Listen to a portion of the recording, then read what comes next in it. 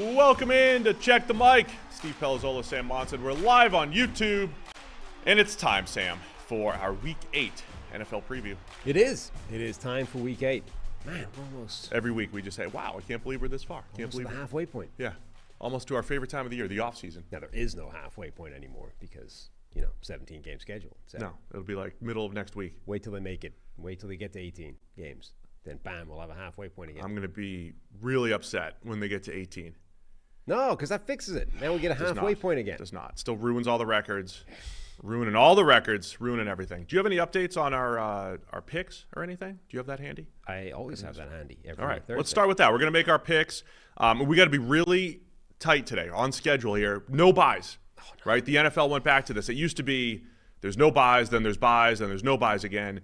Now it's in the middle of the season, they're just like, no buys. We're just going to do a full week again in the middle of Week 8. And so here we are, 16 games this weekend. Okay, well, quick housekeeping. We said this yesterday, but we'll give another shout out today. We are looking for a couple of fantasy league stand-ins for the fantasy leagues we have running in the Discord. You can find the link to the Discord in the description of this show. 72 players. We had a couple people sign up, drop out, etc. So we need some replacement players. Redraft 24-team leagues, full analytical custom scoring, full defenses IDP. So go into the Discord, check the announcements channel in the Discord, and you'll find details of the fantasy leagues. Okay, the leagues that we have going, in addition to that, we are doing our picks that we do on the show every week. We're doing that also in a sleeper league on the Discord. The current standing, the Big Crunch is in first place with 64 wins. Wow. Impressive. He's one clear of the pack. There's a few people on 63 chasing him. I am on 56. You are on 52. And Harry is on 50. Man, he had a good week last week, too. Didn't we all have good? Do we all have good weeks? I had 9 wins last week. He had like 10 or 11, I think. Yeah. I also forgot to put one in that would have, user error there. Right. Well, yeah. Speaking of user error, the reason I'm eliminated from the Survivor League is because I forgot to pick one week. All the Survivor contestants remained alive last week, despite doing so in some pretty close games. Nice. So that's great. All the people from a week ago are still alive. Well, there you go. You can all join.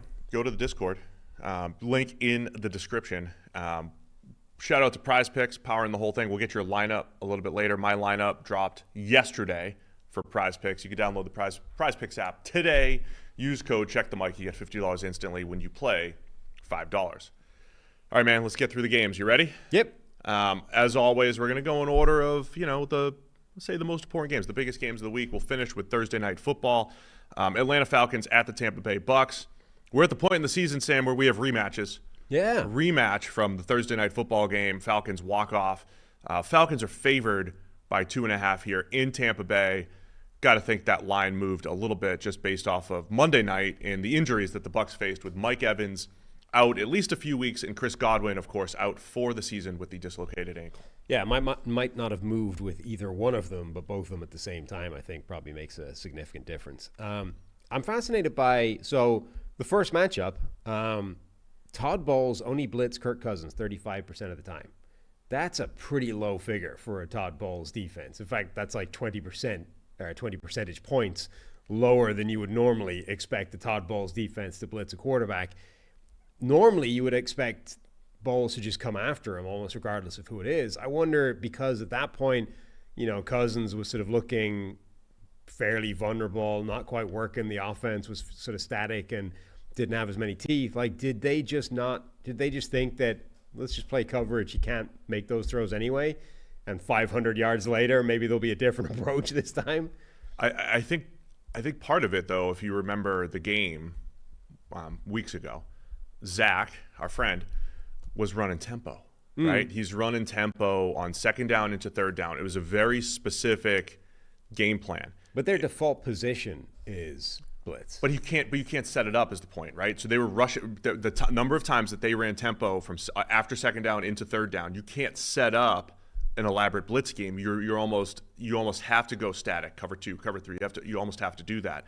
So the Falcons were running hurry up, and they did it a couple times on third down into fourth down.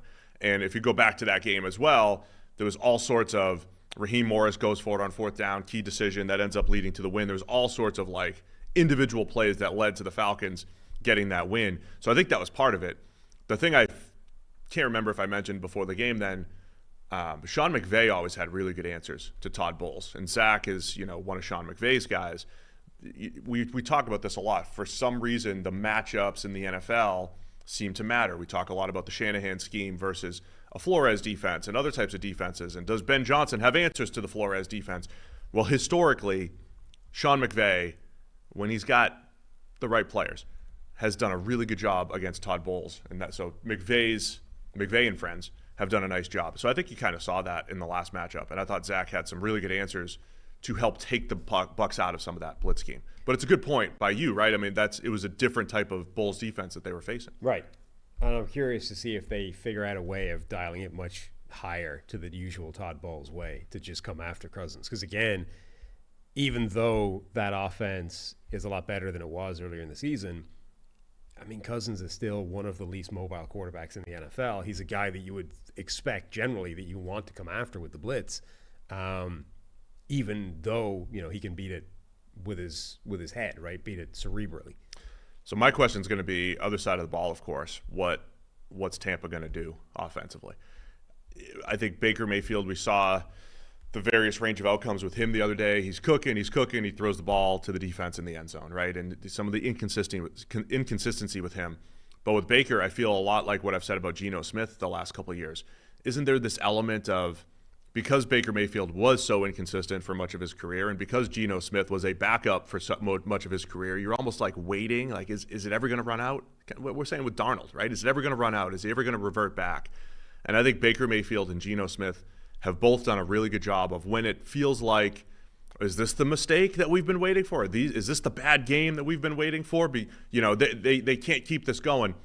They always seem to bounce back. I think they've done a really good job of mentally bouncing back from mistakes. And so, I think Mayfield's been impressive through that regard. Now there's more pressure on him. No Mike Evans, no Chris Godwin. But the Bucs have a good running game for the first time in years. And so now, how does this work here? They got the three-headed monster at running back. They're moving the ball on the ground. Again, better than they have in a long time in Tampa Bay. Do they start to rely on that more? Or is it Baker Mayfield getting the rookie Jalen McMillan more involved, his old friend Sterling Shepard, Trey Palmer? It's going to be interesting to see how Tampa Bay attacks this without Evans and Godwin. And that was a bad game from him against the Ravens. I mean, the numbers volume-wise are going to look crazy, like 370 yards, high yards per attempt. He had touchdowns, but 5 turnover-worthy plays. Yeah, and some of those, multiple which were bad decisions. Some of those are unforced early, and then other ones it's like, okay, you're down by 3 scores and you have to, whatever. But all I'm saying is he's generally been able to bounce back from those things, right, over the last couple of years. But you don't have Evans and Godwin to bounce back with you. You don't agree. React. I agree. You don't. How will Tampa Bay? How are they going to work offensively here against? And I'm obligated. Where do they rank now? Obligated to trash the Falcons' pass rush every single week. Second worst in the NFL now per PFF. The Panthers have a 47 PFF pass rush grade. 47. Yikes. Falcons are second at 55. So the difference between the Panthers and second is about 7 points of grading points in pass rush. That's the same difference as the Falcons and the 8th best team. So the Panthers are just in their own world of poor pass rush. So obviously, when you're talking about the pass game, the two ways of impacting it are the protection and the coverage, or the protection of the receivers rather, and then the coverage and the pass rush on the defensive side. So Tampa Bay, absolute body blow, losing their top 2 wide receivers. All of a sudden, that receiving core as a general looks rough. But helping that will be Baker should have time to throw. Like, he should have the ability to go through his progression because the Falcons do not get pressure. And, Tampa Bay's offensive line, when it's healthy, is a pretty good unit. So at least he's got that working for him, that, we might have to try and make some things happen with these receivers, but he should have the time to do that. All right, man, 2.5. Over under at 45.5 from our friends over at FanDuel. I think that's an interesting number given it was an offensive, explosion in the last matchup, but you're losing those pieces for the Bucs. It's in Tampa Bay this time, Sunday at 1. Where are you going to go with this one? I'm going to go with the Falcons. Don't love it, but that's where I'm leaning. Yeah, I'll take the Falcons as well. Harry is also going to take the Falcons. Again, I think there's some of that. It's tough to beat a team twice. Is it tough to beat a team twice or only 3 times? I think it's only 3. It's actually not mathematically true, though, right? I don't know, is it? No, I don't think so at all. But yeah, I think I'm going to lean on the matchup that I think Atlanta's offense against the Bucs defense will have some success here.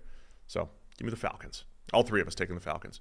Philadelphia Eagles at the Cincinnati Bengals. Bengals favored by 1.5 here at home. The hometown Cincinnati Bengals over under 47.5 from our friends over at FanDuel. It's the 3-4 Bengals, as you can see on the screen there, against the 4-2 Philadelphia Eagles. You love that, don't you?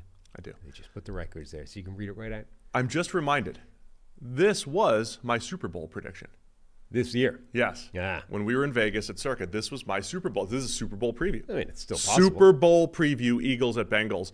So 2 teams that the Bengals, look, the Eagles are 4-2 now. Obviously, the Bengals, they've won 2 straight. They're kind of getting back on track here.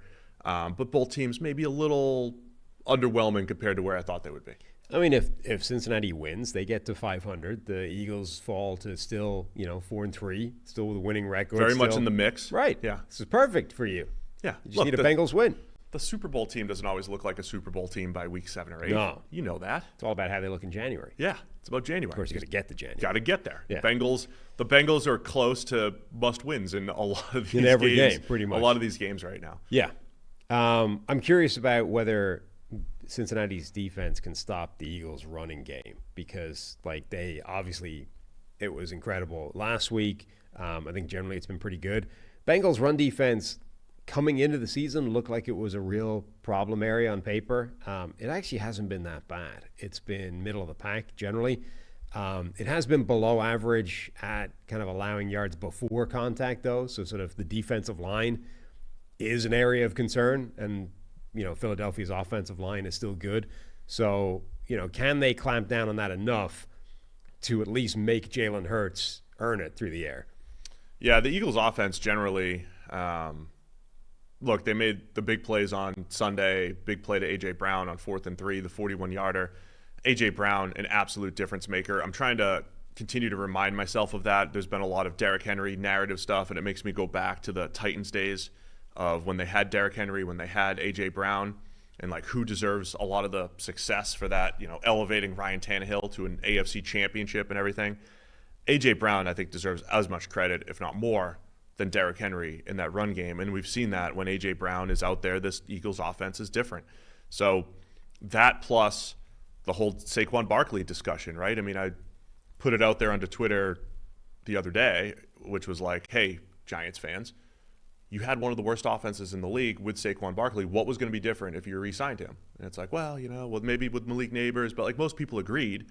But we said coming in, when Saquon Barkley gets plopped into this Eagles offense with a better run-blocking offensive line, with a running quarterback, with options on the outside to take, to threaten the defense down the field, Saquon Barkley can be a big play creator, and that's what he's been. So I still think the Eagles offense has even more potential, and the Bengals have even more potential. So that's why I picked them in the Super Bowl, both teams. Matchup-wise, Jordan Mailata is hurt, starting left tackle for the Eagles. Fred Johnson has been filling in. And, saw some clips of him, around Twitter, a couple of nice blocks here and there. Overall, pass protection, 36.2 PFF pass block grade. That's not great. And Trey Hendrickson dominates bad left tackles. So this could be one of those games where it's Hendrickson, 7 or 8 pressures, 2 or 3 sacks. If he can, finish those plays, that could be a huge difference in this game. Yeah. Trey Hendrickson, when he's on form, is not at that, Nick Bosa, Myles Garrett, defensive player of the year kind of level, but the step below that, where a bunch of other kind of Pro Bowl, ridiculously good pass rushers are, which is game changing. If you're going up against a bad tackle, that can absolutely alter games. The Bengals might be without their left tackle as well. Orlando Brown might have to replace him. I don't know if that's Cody Ford for them or if it's Amarius Mims flipping sides. I hate flipping sides. I hate it. There's no need to do it, right? So I don't know what ends up happening there, but you still have Josh Sweat. You have Jalen Carter.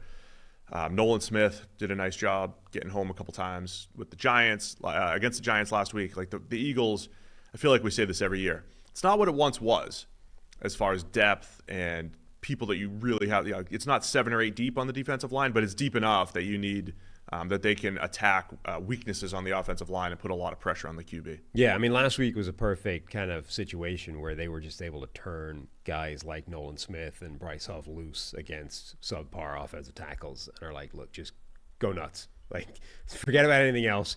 Just go beat the guy that shouldn't be able to block you. Use that speed, quickness, and pass rushing advantage, and it really worked. They can do it again if Cincinnati is forced to a subpar starter because of injury. This is about the time of the year when the Bengals made a Super Bowl run, an AFC Championship run, and then last year, remember, they were about to make a run before Joe Burrow got hurt.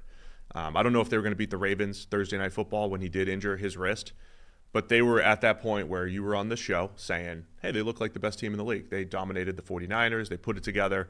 This is about the time, if the Bengals are going to make a move, that they have to do it, and they have to do it to the tune of their biggest players, right? Joe Burrow, T. Higgins, Jamar Chase, like they did last week, stepping up in crunch time and making a lot of big plays here. Yeah. Is this the time they can do it? I mean, they need to. Like, the challenge they face relative to previously when they've started slowly is the offense hasn't been playing badly. Like, the offense has actually been playing really well for most of the season. So it's not a Joe Burrow thing, right? It's not like, hey, can Joe Burrow just single-handedly turn this thing around? His part's already going well. It's the defense that's bad so far most of the season. So that's a much more difficult thing, I think, for him to impact in any way. And that's the thing that needs to take a step forward if they're going to not just be good, but like go on a run that they need to and knock off a series of other contending teams. Like, bad defense is not necessarily the worst thing in the world to just be good, but if you put yourself in a situation where you actually need to beat sequentially a bunch of very good football teams, you're going to need your defense at some point. We talk a lot about defense being dependent on who you play. The defense for Cincinnati has looked better the last couple of weeks against Daniel Jones and the Giants, against Deshaun Watson and DTR and the Browns. They'll be challenged again by Philly. I'm a little concerned about the Bengals' corners holding up against A.J. Brown, Devontae Smith. The pass rush, as I mentioned, it feels like, again, for Cincinnati to win this game, the stars, Burrow, Higgins, Chase, need to make big plays. Trey Hendrickson, I think that's what's going to need to happen. I think Philly's got a better all-around team. So Bengals by 1.5. Where are you going with this one? I think the Bengals find a way of getting it done. Man, it's my Super Bowl, man. It's my Super Bowl. I don't know where to go. I like both teams. Yeah. I believe in both teams getting there. On one hand, if Cincinnati loses, my Super Bowl pick pretty much done. Could be done here. So do I just pick them? Because I wrote down Philly. First instinct was Philly. Go with that. Harry's going to take the Bengals. I'll take the Eagles. Just to be clear with everybody, we're picking against the spread. We get a lot of comments like, oh, you picked against my team. It's like, yeah, they were 9-point underdogs. I mean, they were 9-point favorites. We just picked them to not win by 10. So we are picking against the spread. We're not hating your team. We don't hate your team no matter what, just so you know. We love all 32 teams equally. Rob Lohat. Buffalo Bills at the Seattle Seahawks. Bills favored by 3 in Seattle. It's Sunday at 4:05. A 4:05 start for Bills Seahawks. It should be 4:25. It should be a 4:25 start, not the 4:05. 4:05 is always the lesser game, right? It's starting during the witching hour. It's starting as the ones are finishing, and then you don't see it, and it's like, oh, the Bills are up 7-0. We didn't see it because it's a 4:05 start, not a 4:25 start. This should be a 4:25 game. Okay, fine. Long journey for Buffalo. I love when you react to me like that. It's like, okay, don't care. Yeah. Just don't care. Long journey. Oh, you're going to go with Buffalo to the Pacific Northwest? You're going to go with we haven't looked at air miles a ton on the show this year. No, there's some wild disparities this year as well. We saw there are teams that cause Seattle all kinds of problems because they can get after that offensive line. Atlanta, as we've discovered, is not one of those teams generally. Consequently, Seattle had a really good game and pulled off an upset on the road. Can Buffalo's pass rush get after the Seattle offensive line on the road on the back of a long journey to the Pacific Northwest? It's a long journey. Yeah. I do Seattle radio every week. They were asking about Mike Jarrell, the right tackle for Seattle, got his first NFL start. He's a 6th-round rookie out of Findlay. And, the question was essentially, hey, we've got mixed feelings on how he played last week. And I don't know exactly who's feeling what, but my assumption is, well, Seattle won. So a lot of people are like, oh, the right tackle, great job. We won. And the offense was good. And when you go back and watch the film, he was good for like an undrafted 6th-round rookie out of Findlay, but not good relation to like maybe other right tackles around the NFL. So I say all that to say, last week when he gave up pressure, Geno Smith sidestepping it, there was pressure on the nice wheel route to Ken Walker for a touchdown, scrambled out, made a few plays, but Greg Rousseau is over there right now. He had 11 pressures last week against the Titans. Rousseau's been outstanding. He finishes plays extremely well. I think the offense, now all that to be said too, Abe Lucas just started practicing again for Seattle. I don't know if he's back. He was the normal starting right tackle 2 years ago. He was one of the best rookie tackles in the NFL, has battled injuries since that point.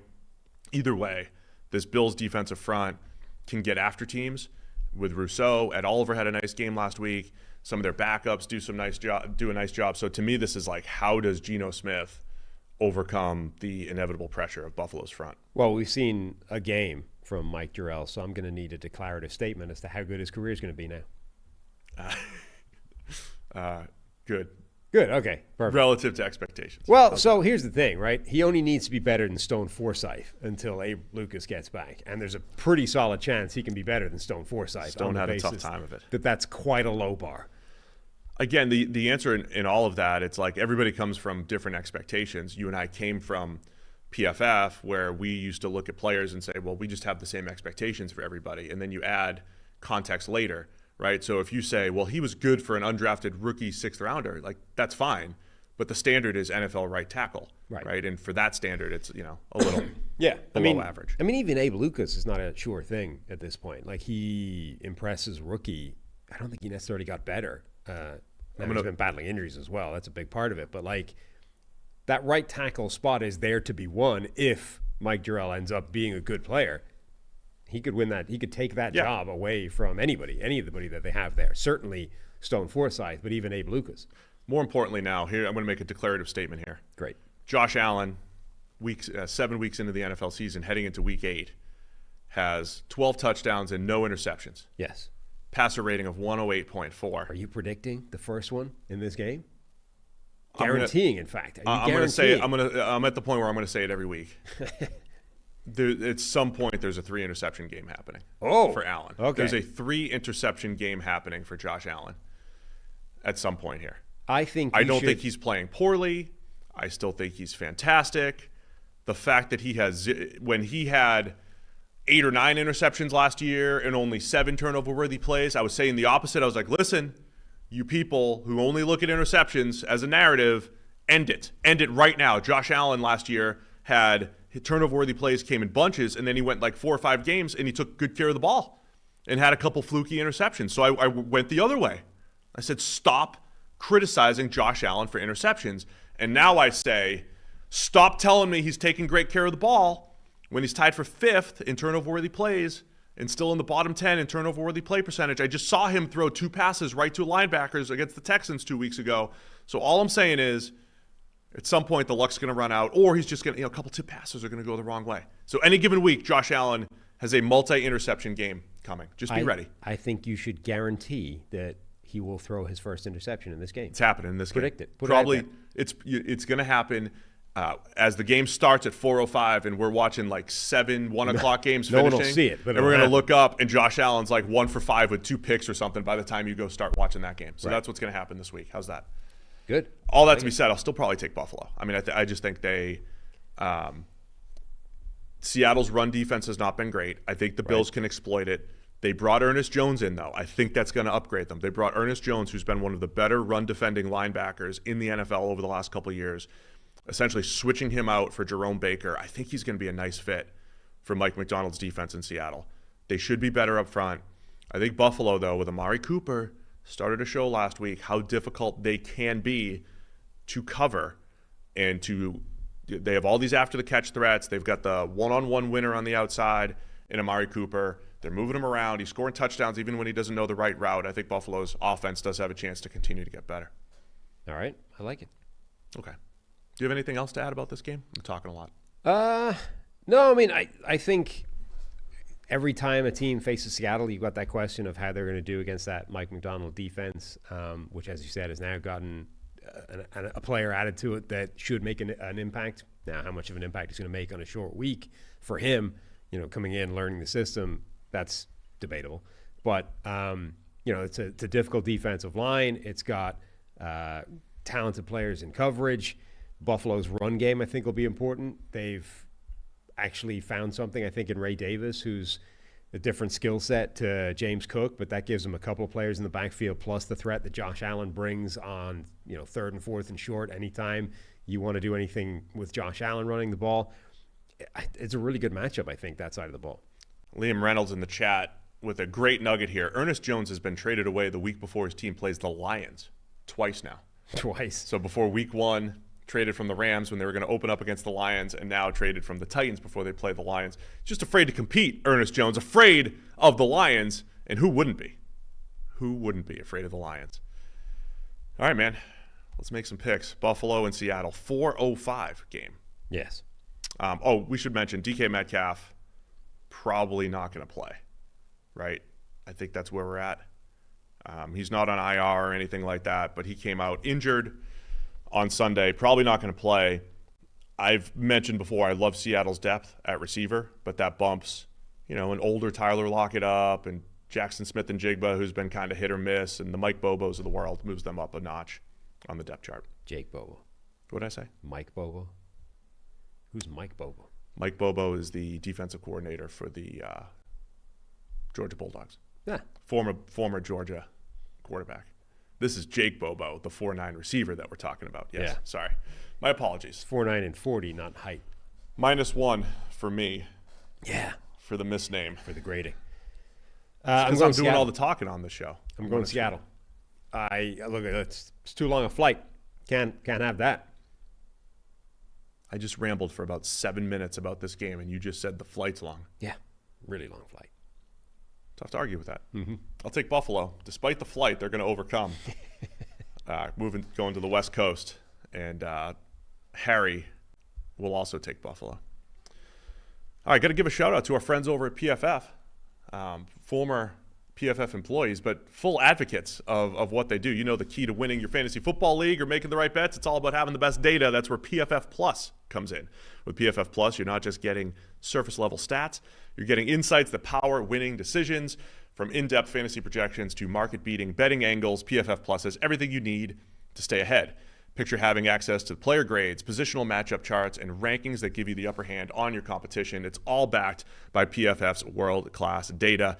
So whether you're making a crucial start-sit decision or choosing a side, make sure you're doing it with the best intel out there. So visit pff.com, become a member today. PFF Plus, powering winning decisions.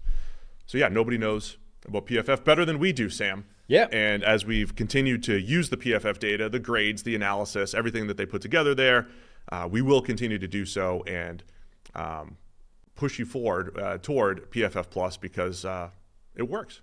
It's helpful. Yep. It's helpful in powering those winning decisions. The grading is still absolutely unique and captures something that nothing else does. I mean, that's the bottom line. Like the system is still founded on that concept, right? That this is bringing something that you're never going to get from a stat.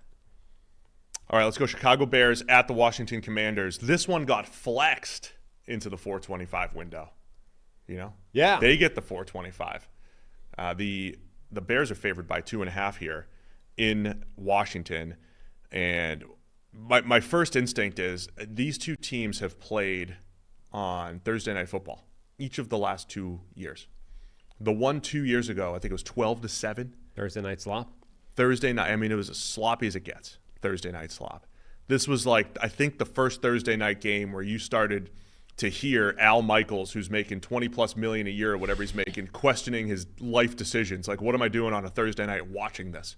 And then I think it was like back-to-back with that Colts-Broncos overtime game that was like 12-12 or whatever. I'm just remembering the bad prime games, but this is one of them. And so I have to say, look at how far these franchises have come. a battle of the top two quarterbacks, Caleb Williams. Hopefully, Jaden Daniels gets to play. Hopefully, top two quarterbacks. But this is why it was flexed. Even if Jaden Daniels doesn't play, though, we did see Marcus Mariota play excellent on Sunday. This Washington Commanders offense has been one of the best in the league. Yeah, it sounded like his injury, it's a rib injury. It's not a fracture or a break or anything. It's something kind of cartilagey. It's probably like the Justin Herbert injury from a couple of years ago. Remember, he had the broken cartilage, even though cartilage sounds like something that should tear rather than break. I mean, he played on during that, right? Even in the same game. And I don't think it's necessarily been confirmed that that Daniels is broken. It's just damaged in some way. So I think theoretically he should play, but that doesn't mean he's going to be 100%. Doesn't mean he's going to be able to scramble the way he has been or be used as much in the design run game. You know, will he look like the same guy if he's playing? I mean, the Chicago defense has been fantastic. I think it's going to be tough for Daniels to play based off all the reports, man. I don't know. But there's so much that's going right for this Washington offense. I think, look, we like to oversimplify football sometimes. And just because Jaden Daniels left and now a journeyman quarterback named Marcus Mariota came in and had similar production, you know, it doesn't mean he's a system quarterback and it's the system and it's all Cliff Kingsbury. But clearly Washington's doing something well. Plus it's against the Panthers. The Panthers data point is really rough. But they're doing a really nice job of running the ball, setting up open throws in the throw game, Sam, and just been so impressed by what Washington's offense has done and by what Chicago's defense has done. But there's a lot of different EPA per plays, EPA numbers out there, but they're top three and different by different sources. Chicago Bears. And they really have been different. We didn't know if they were going to be able to carry this over into this year. The difference that they had down the stretch after they traded for Montez Sweat, they've carried the strong defense into this season. So that matchup's going to be outstanding. Chicago has made life difficult for opposing quarterbacks this year. Yeah, they have. Absolutely. Now, the one sort of caveat to the Bears generally is they face one of the easiest schedules in the NFL so far this year, and their schedule gets a lot harder from here on in. They go from having one of the easier schedules in the NFL to one of the harder schedules in the NFL. Houston is a good team and a good offense, but they face Carolina. They face some rough teams in there. And if they face Washington without Jaden Daniels, that's another break in their direction. So that, maybe not in this game, but that will definitely be something to keep an eye on for the Bears is does the improvement and the feel-good vibes and the positive trajectory continue when they run into some better sides? You could say that same thing now about Caleb Williams. Love the way he's played the last couple of weeks. Both games were against the Panthers and the Jaguars, bottom three pass defenses in the NFL right now. I still love the development of Caleb Williams. And I think, I predicted those big games for Caleb Williams in part because of who he was playing, but I think mostly because what you saw, even in games where he was inconsistent in weeks, 4 and 5, or 3 and 4, whatever it was, even when he was inconsistent, he's sitting in the pocket and it was close. It was close to being there. And you see the game against the Jags in London a couple weeks ago, where you've got some of the downfield throws. They're scheming up a couple open ones. He's making a few of those magic outside the pocket plays. It was just a really good combo of what you'd expect from Caleb Williams. And you didn't see that as consistently early in the year. I think his comfort level is through the roof. I think his natural feel and playmaking is shining in the last couple outings rather than, feeling like it's, he's feeling his way through it. So I can't wait to see if that continues. Now, again, this will be the third straight bad defense. Like, Washington's defense is still not good. Yeah. Right? So if Jaden Daniels was out there, is that shootout potential? This is where the Bears might actually have the advantage because they have a much better defense and Caleb Williams trending in the right direction against this Commanders defense. I think should have success. Yeah, I do wonder if this Washington defense can get itself together over the course of the year, though. It has better talent than it showed certainly early in the season. And remember, they changed so much this offseason. And we were talking big picture. That gives them this incredibly broad range of outcomes because, sometimes that'll take time to gel. Sometimes it can click right away, whatever. Obviously, as a team, it's overall clicked right away. Jaden Daniels in particular, like he's changed everything, and suddenly this team looks like it could be a playoff team, could win the division, could make noise. The defense is lagging behind, but maybe that's the side that's going to take a bit longer to gel, and maybe over the course of the year, the defense can actually improve significantly. You know, with Dan Quinn, who did extremely good work as a defensive coordinator in Dallas, you know, playing to the strengths of his players, et cetera. Like maybe the defense is just going to take longer than the offense to come together, but doesn't necessarily mean that it won't happen this year. It just didn't happen week one the way the offense did. You're absolutely right. I mean, it's tough to analyze that sometimes. Again, last year at this time, we were looking at the Denver Broncos and reciting all of the records that they had broken through 6 or 7 weeks at futility records, right? Most yards allowed, points allowed. They gave up 70 to the Dolphins, and before you know it, they were like shutting down the Chiefs' offense, looking great. Don't worry about it. Just making sure there's not like a tornado outside or something. No, I think something is rolling on the floor. Someone's just moving a chair. Okay. I do miss Austin Gale doing like Oklahoma drill up there. I do miss those days of hearing that. So anyway, the point is, if you're right though, and Dan Quinn and the defense and the comfort level starts to improve, and they're not as bad as they were the first 6 weeks of the season, Washington becomes even more dangerous as long as the offense maintains their standing. So Chicago's defense, really impressive when you look, you know, again, using like the PFF grades or analysis. They haven't had a ton of injuries. They started to a couple weeks ago, but it reminds me a little bit of just consistent, solid players across the board, kind of how the Ravens defense was built last year. If you just look at all the grades and it's all green, the Bears are creeping into that territory where it's just solid across the board, and I think that's why it's adding up to one of the best defenses in the league so far. Yep. All right, man, let's make a pick. Bears by 3 here on the road in Washington. I'm going to go with Washington and desperately hope that Jaden Daniels is playing and looking like himself. I'm going to get bullied again. John T. in the chat says, I never pick that I hate Chicago. And not so much bullied, but I started talking myself into peer pressured into Chicago. Yeah. Talking myself into them. So give me the Bears. Give me the Bears here. It's 3 points. I really want to wit out. I think Bears if it's Mariota. I think that's fair. Washington if it's. I don't think I keep. I'm not picking Washington if Mariota is the quarterback. Yeah. More Mariota data points though, man. Might get more. I have no more interest in Mariota data points.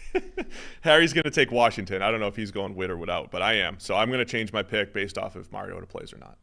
Yeah. Sound good? Yeah. I am the same, but my starting point is assuming he will play. So somebody remind me to change that in the sleeper app if he's not. Well, yeah, I know, right? Dallas Cowboys at the San Francisco 49ers. It's Sunday night football in San Francisco, a rematch from last year's Sunday night football game where the Niners wrecked the Cowboys. Niners favored by 4.5. 3-3 Cowboys against the 3-4 49ers. This is a huge, just narrative game. This is massive. And we're really early. It's only October the 24th. But the Dallas Cowboys, they were a team, I think we flagged for this earlier when we were talking about it. They are a prime exploding whale candidate team, right? Yeah, they're probably the team that in any given week they just drop 40 with 7 turnovers. Yeah, so for anyone... It's not this week, though. ...who hasn't or who's forgotten or didn't know the metaphor in the first place, we years ago referenced or said that the Atlanta Falcons, after having been a good team, the following year they were really struggling, everything was bad, but on a Thursday night game, we're like, they could be the exploding whale, this previously glorious Leviathan of the sea who'd washed up on the beach and was just building up toxic gas. When prodded with a stick, just explodes, right? And wrecks the opposition. And they did. They beat, was it the Saints? They destroyed some team on Thursday Night Football because they were the exploding whale. That's Dallas this year, right? This team that's won 12 straight games, or 12 games, 3 straight seasons, and now they're 500. The vibes are terrible. Jerry Jones spending his entire week answering questions about why you did this idiot thing. Why didn't you do this smart thing? Why didn't you sign Derrick Henry? Why didn't you do this? Like, everything's bad or surrounding Dallas right now. They don't look like they're getting anywhere near 12 wins, and yet there's enough talent there then any random game, they could just go nuts and put up 40. I think you're jumping the gun on the exploding will, though. Like I said, it's early. Let me read out the schedule for you. Yeah.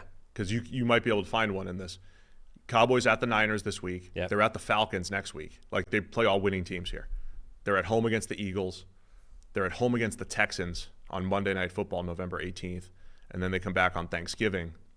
The 18th? What is that? Yeah, Monday Night Football. And then they come back. No, I'm sorry. That's a Sunday game against the Commanders in Washington. And then Thanksgiving is against the Giants. So that's 5 straight games against winning teams currently. If they're going to do exploding whale, they're going to be like 4-6 going into the Texans game or something like that, or the Commanders game, right? I think it's too early. It's too early for that. Okay. You want a mind-blowing stat for the Cowboys? Sure. That you may have seen me post yesterday. They've allowed 0.16 EPA per play against the run. It's by far the worst in the NFL. 0.16 is really bad. So it's the worst run defense in the NFL. It would rank as the 5th worst pass defense in the NFL. That's how bad it is. So running against the Cowboys is more efficient than passing against all but 5 teams in the NFL. That's how bad the run defense has been this year for the Cowboys. Yeah, that is bad. And so all that said, and so the other part of the narrative here, if Dallas wasn't 3-3 with way more questions than they've had in years, to be honest, right? On the offensive side of the ball, their ability to run the ball, Dak's performance, the defensive side of the ball, the run defense, they've got more questions than ever. But even if they were good, this game would still be like, hey, can they beat good teams? Like, we came into the season like, hey, we know Dallas is good. We know they're going to beat up on bad teams. But can they beat the Niners? Can they beat the Eagles? Can they beat the Lions? Can they beat the best teams? That's not a question. They're getting run out of the building against the best teams, or the teams that are at full strength. So that would already be a question. But then you have on the Niners side, this is the most vulnerable they've been as well. Brandon Ayuk's now out for the season. They've got injuries up and down the board on the offensive side of the ball. The defense has been kind of hit or miss compared to where it's been, and the depth, I think, has taken a hit on the defensive side of the ball. So I think both teams are more vulnerable than they've been in a long time. Yeah, and the 49ers, so Dallas are 500, things are bad. It sort of feels like, okay, they might stumble to something, but ultimately they're not. Like, the last couple of seasons when they've won 12 games, like, you talk yourself into, they could go on a run in the playoffs. They could get this monkey off their back, and it's the same old story. This year, it doesn't feel like that's really within the range of outcomes anymore. Like, they're just not good enough to go on that run. They might still make the playoffs. They might still get there, but they don't feel like they're a serious contender. The 49ers, even though they're a game worse off, they're 3-4, it still feels like, okay, even with their injuries that are sort of long-term out for the season, there's enough talent there that once they get everybody back and, once they just stop dropping games, they could go on a run. They could, in January, be one of the best teams in the NFL again and still a legit Super Bowl contender. But there's only so many games you can lose before that stops being true, or before they simply give themselves no margin for error anymore. It's a really big game for them. And even got like Deebo Samuel will be back, right? He had pneumonia or something. He might not be back. But no, I'm Oh, it's like a lot of guys. He's not Brandon Ayuk, right? He's not done for the year. Right. But Samuel, Jawan Jennings, and Christian McCaffrey could all be back within 2 or 3 weeks. Right. But pneumonia doesn't feel like something you shake off within a week, right? Like, he might not be back for this game. He might not be a factor in this game, even if he's back. He tried to go last week and play like 2 or 3 snaps before they're like, actually, no, hospital for you. So they're going to have at least another game or two without these weapons, which means it's all on Brock Purdy, who played terribly last week, who had maybe the worst game of his career last week, coincidentally, while he didn't have this amazing suite of incredible weaponry. Like, the 49ers are rapidly running out of opportunity to right this ship, and they don't have the superstars that normally make that easy. Yeah, they're sitting there at 3-4. The old adage, you are what your record is, and I hate that because they are literally a couple fluke plays, some of them their own doing, right? But a kicker and a forced fumble, right? A kick and a fumble away from being 5-2, right? So if that record on the screen there says 5-2, do we talk about the Niners differently when it's literally 2 plays? Or should we I'm guilty of that sometimes, right? It's like, oh, they're 3-4. But what you're right about is they're running out of time, right? Yeah. So this is why it's such a huge game. on Sunday night, just like last week's game, Steelers and Jets. Such a massive game to put the Steelers at 5-2, to see what Russ did, to see what Rodgers did. They fall to 2-5. This is a huge game. Shouty show implications here for Dallas. Shouty show implications for everybody if they fall to 3-4, and for the Niners. I mean, right? The loser's going to be called a fraud on Monday. Not just that. No. That you're not thinking nearly big enough. No, the loser. Dallas should pack it up and not even play the rest of the season. The loser of it's San Francisco. I mean, we're going to be getting calls for Shanahan's job if they lose this game. Shanahan. The game's passed him by. Yeah. Okay. So that's a good Shouty show take. The 49ers, they are going to rue so much blowing those two games within the division to the Rams and the Cardinals. Yes. Were two teams that even in their depleted state, they should have comfortably beaten. Yep. The other losses are Minnesota, who apparently are very good this year, and Kansas City. Okay, that makes sense, right? So those two, that's fine. If you lose those two games, particularly given the hex that Flores has over the Shanahan system, you're like, all right, that's fine. But they're now 2 games worse than that because they blew 2 games that they should have comfortably won, and they were both within the division. So now, if they'd won both those games, as you said, they could be 5-2, and they could lose this game, and it wouldn't be a big deal. They've got no good players. Everyone's hurt or with pneumonia. It's okay, right? They're coming back next week. They're coming back the week after. We're going to be fine. Now, you're 3-4. If you lose this game, you're 3-5. You're in real trouble. And the reinforcements might still be a week or 2 away. This is like a must-win game for San Francisco.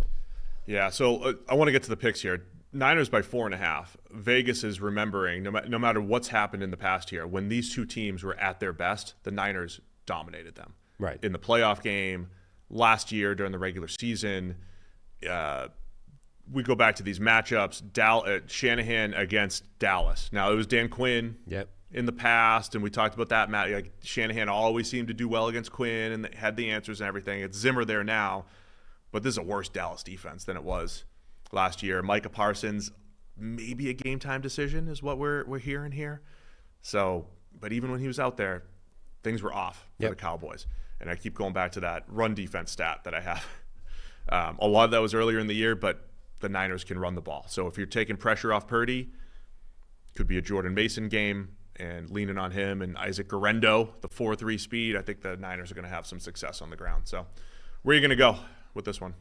I believe I'm still taking the 49ers, even though, that's their... You talking yourself out of it? Not really. I think they should still win. But, man, they're so depleted. Let me add a data point.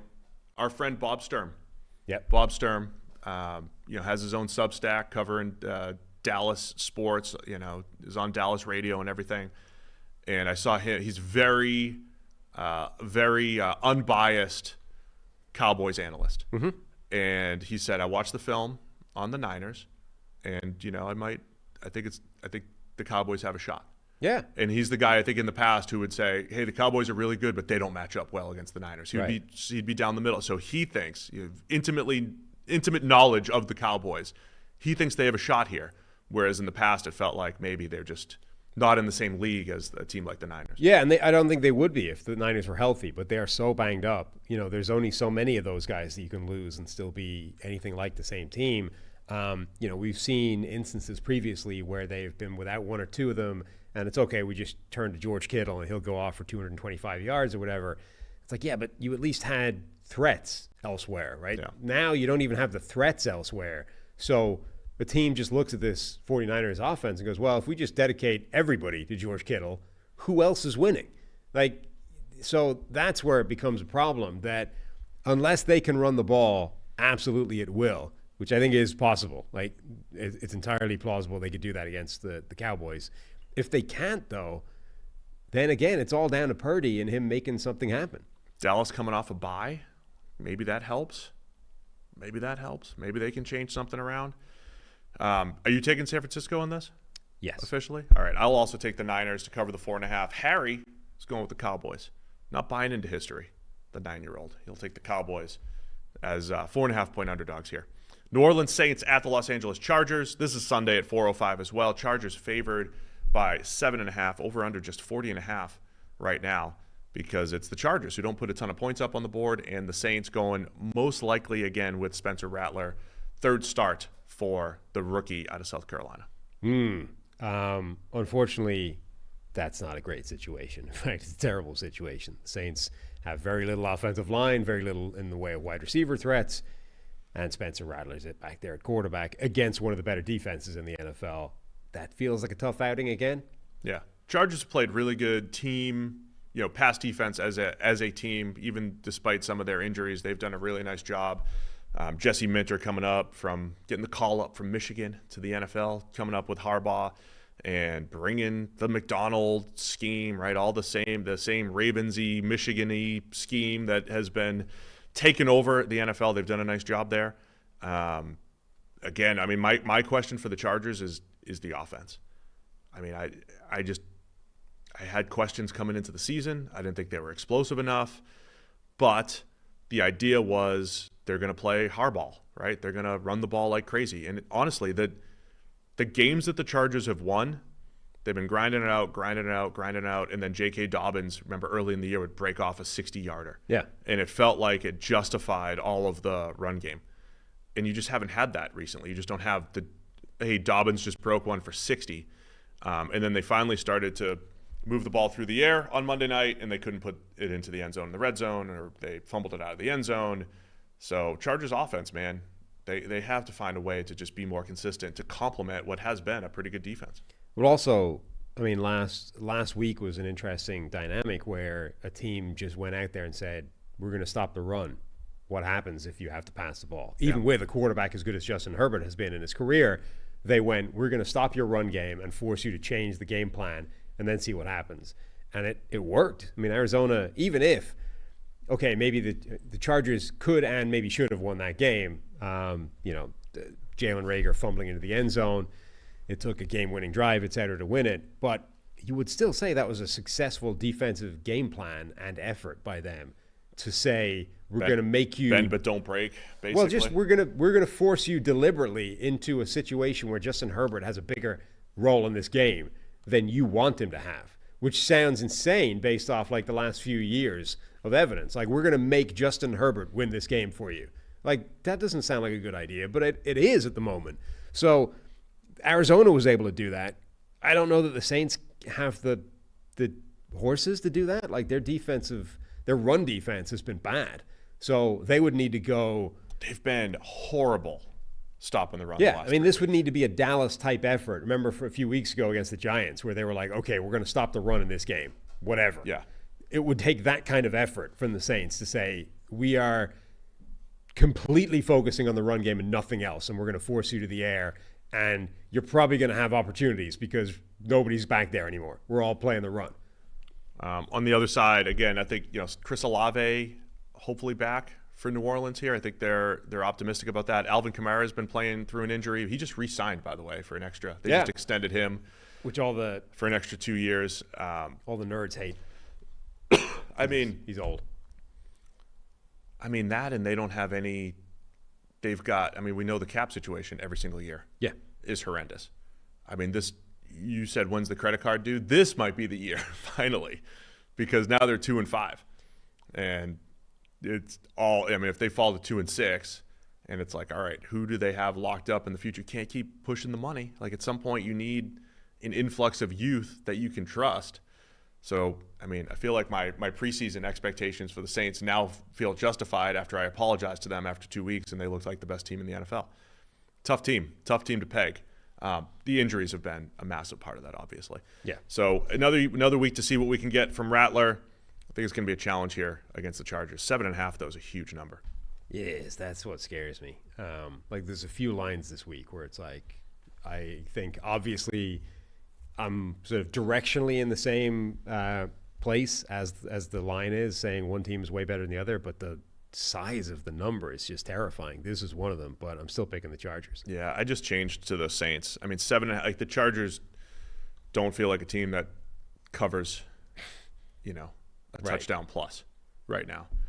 The one last thing I want to say about the Chargers: it's year one of Harbaugh. And they came out smoking. We already peaked, right? But like, should we have more patience with them? They had to reset the roster, reset the cap, Got to get Harbaugh's guys in there. I mean, I think they'll win this game. They'll be sitting here at 4-3. I'm not trying to reset their entire season, but should we reset expectations for them and say, yeah, they might just be a 500-ish type of team, and the goal would be next year, to get the right pieces in. Well, we're now, so I remember I like to think of the season in sort of thirds, right? You get the initial sort of third of the season where it's like, oh, wow, this is trying to figure out what everybody is based off, we had your preseason expectations. Very quickly it emerges some teams are completely different than you thought they were going to be, right? Preseason, no one was talking about the Vikings as one of the strongest teams in the NFC. Nobody was talking about Washington really as a playoff team. Like, these things completely shock people, right? Chargers may be a similar boat. So the first sort of few weeks is like, oh, wow, everything we thought is wrong or the same, right? The Patriots, actually, it turns out they're exactly who we thought they were. The middle third then becomes, well, okay, now how do we combat what's going on? Like, how do we make adjustments to stop what is actually this team as opposed to what we thought was going to be this team? And then the sort of final third of the season is, well, okay, how do you counter the counter? We're now reaching the point where teams are adjusting. So we had a few weeks of hardball shocking people, and they've turned Justin Herbert into Alex Smith, and they're running the ball. And like, J.K. Dobbins is actually really good, despite, 2 massive knee injuries in his career. Or just 2 massive injuries. Was one of them Achilles? Anyway, they're a different team, but now teams are adjusting to that. So now he's got to do it again, right? He's got to counter the adjustments or ride through these adjustments and then evolve in the final third of the season. Yeah, the problem, well, anyway, I don't want to get too much into it. We made our picks. I'm going to take New Orleans to keep it close enough with the 7.5. Harry will also take the Saints. This episode is brought to you by GameTime. Take the guesswork out of buying concert tickets with GameTime, and GameTime has a new feature called GameTime Picks that makes getting tickets to see your favorite teams play even easier. GameTime Picks filters out the fluff to show you incredible deals on great seats so you don't have to waste time searching through thousands of tickets. I've had great experience working with GameTime, getting on there, whether I'm looking for games, whether I'm looking for comedy shows, concerts. So easy to use, and the convenience of getting to what you're looking for is awesome. That's the first thing. GameTime Picks, the curation, makes it easier to save more money on sports, concerts, comedy, theater, whatever you're looking for. I love the all-in pricing. So you just toggle the feature, you do it right up front, and then you see the total, right? You click to purchase, and there's no surprise fees at checkout. That is pretty special from GameTime. You get a panoramic view of your seat in the app before you buy, and the lowest price is guaranteed, or GameTime will credit you 110% of the difference. You're also covered by the most flexible customer service policy in the ticketing industry. So huge fans of GameTime. You can take the guesswork out of buying your tickets with GameTime. Download the GameTime app. You create an account. Use the code CHECKTHEMIC, and you get $20 off your first purchase. Terms apply. Again, create an account. Redeem the code CHECKTHEMIC, CHECKTHEMIC. $20 off your first purchase. This is a no-brainer. Go check it out right now because it's so convenient anytime you're looking for tickets. Download GameTime today. What time is it? Game time. What's next here? Indianapolis Colts at the Houston Texans, the second rematch of the day that we're covering here. Houston favored by 5.5. They won 29-27 way back in week 1. All the way back in week 1. Yeah. Yeah. Your turn. This is an interesting game, I think, for C.J. Stroud and Bobby Slowick, who they're, again, the narrative world, right? The narrative has swung against those guys pretty hard in the last couple of weeks. Like, Bobby's gone from being everybody's darling, next head coach in waiting, to now it's like, give me anybody else other than Bobby. Where are his answers to all these questions they're getting thrown at him? Stroud has been dealt this like tasting menu of insane defensive flavors over the last few weeks with Flores and then Green Bay's defense. Now we're going to get a big old bowl of vanilla. Like, how can we just go back to looking like C.J. Stroud and Bobby Slowick and carving up a relatively vanilla cover 3 type of defense, Yeah. I mean, it's interesting because, look, they played Chicago in week 2. That's one of the better defenses. You're talking about a pretty good run here for the Texans, of who they've gone up against. But they have not gotten into that consistent rhythm. Has there been a point where multiple weeks in a row we're saying, hey, Texans were cooking offensively? the thing I like about the Texans that I'll continue to repeat is they look like they're able to win in different ways. And so in week 1, this is when Joe Mixon ran like crazy. And it was a whole bunch of 4 yards here and 6 yards there and 7 yards there. And he's not a big play threat. He was against New England a couple weeks ago, but he's not normally a big play threat. He's a keep you on schedule threat. And I thought that was huge for the Texans. It was in week 1 against Indianapolis. But yeah, they need some sort of rhythm. They're also maybe missing Nico Collins. For all that they've added these playmakers, and you've got Tank Dell and you have Stephon Diggs, and I think those guys are fantastic, even if Diggs isn't what he was, 3 or 4 years ago. Nico Collins has been the most consistent player, and as a deep threat too, right? He's just steals a 65-yarder every now and again to really keep the offense cooking. So that's the other thing that I think you got to keep an eye on. But yeah, as much as I wanted to give proper credit to the Packers defense on Monday morning and how good they were at scheming up free rushers, pressured Stroud on 12 of his 14 third down dropbacks alone, just on third down, pressured 86% of the time. It's insane. But that's the Texans' fault too. Their backs, their tight ends were awful in pass protection. The picking up of assignments on stunts, twists, or any sort of 5-man pressure or simulated pressure was awful. And so whether that's our friend coaching, whether that's the players, whether that's the scheme, I don't know. But that has to get fixed. And like you said, you don't get tested as much against a Gus Bradley Colts defense. I think he doesn't blitz as much, but it's sneaky. He's got some pretty good blitz packages in there. Like they pick and choose when they're going to do it. But yeah, it's a big game for Houston to bounce back, and of course a division game. Yeah, Nico Collins is absolutely a huge loss for them. I mean, he has missed a couple of games now, and he's still 4th in the NFL in receiving yards. I mean, it's a huge player to be losing from that offense, even if you can try and pick up the slack with Diggs and Tank Dell. But it hasn't worked the same. Like Nico Collins, was absolutely spectacular so far this season. I think he had 1 drop on like 45 targets. I mean, Tank Dell dropped a touchdown in the game against Green Bay. They've made plays that have been the difference that Nico Collins probably comes down with, and those have been the difference between winning and losing games. So it's definitely a huge loss.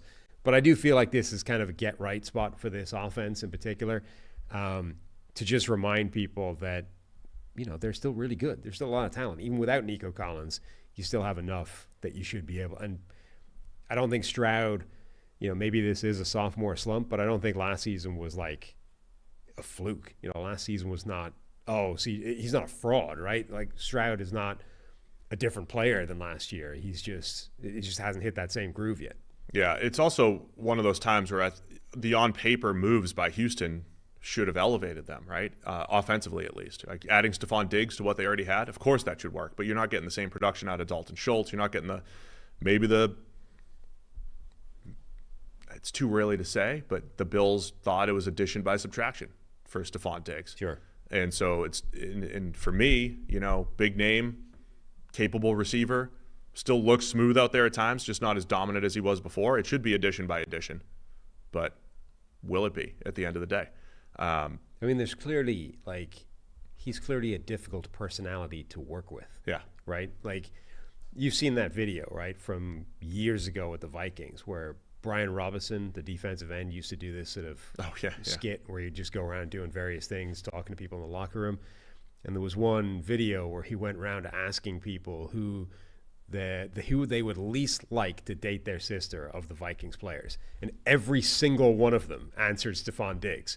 And some of them immediately, like without any thought in it whatsoever, were like, oh, Diggs, 100%.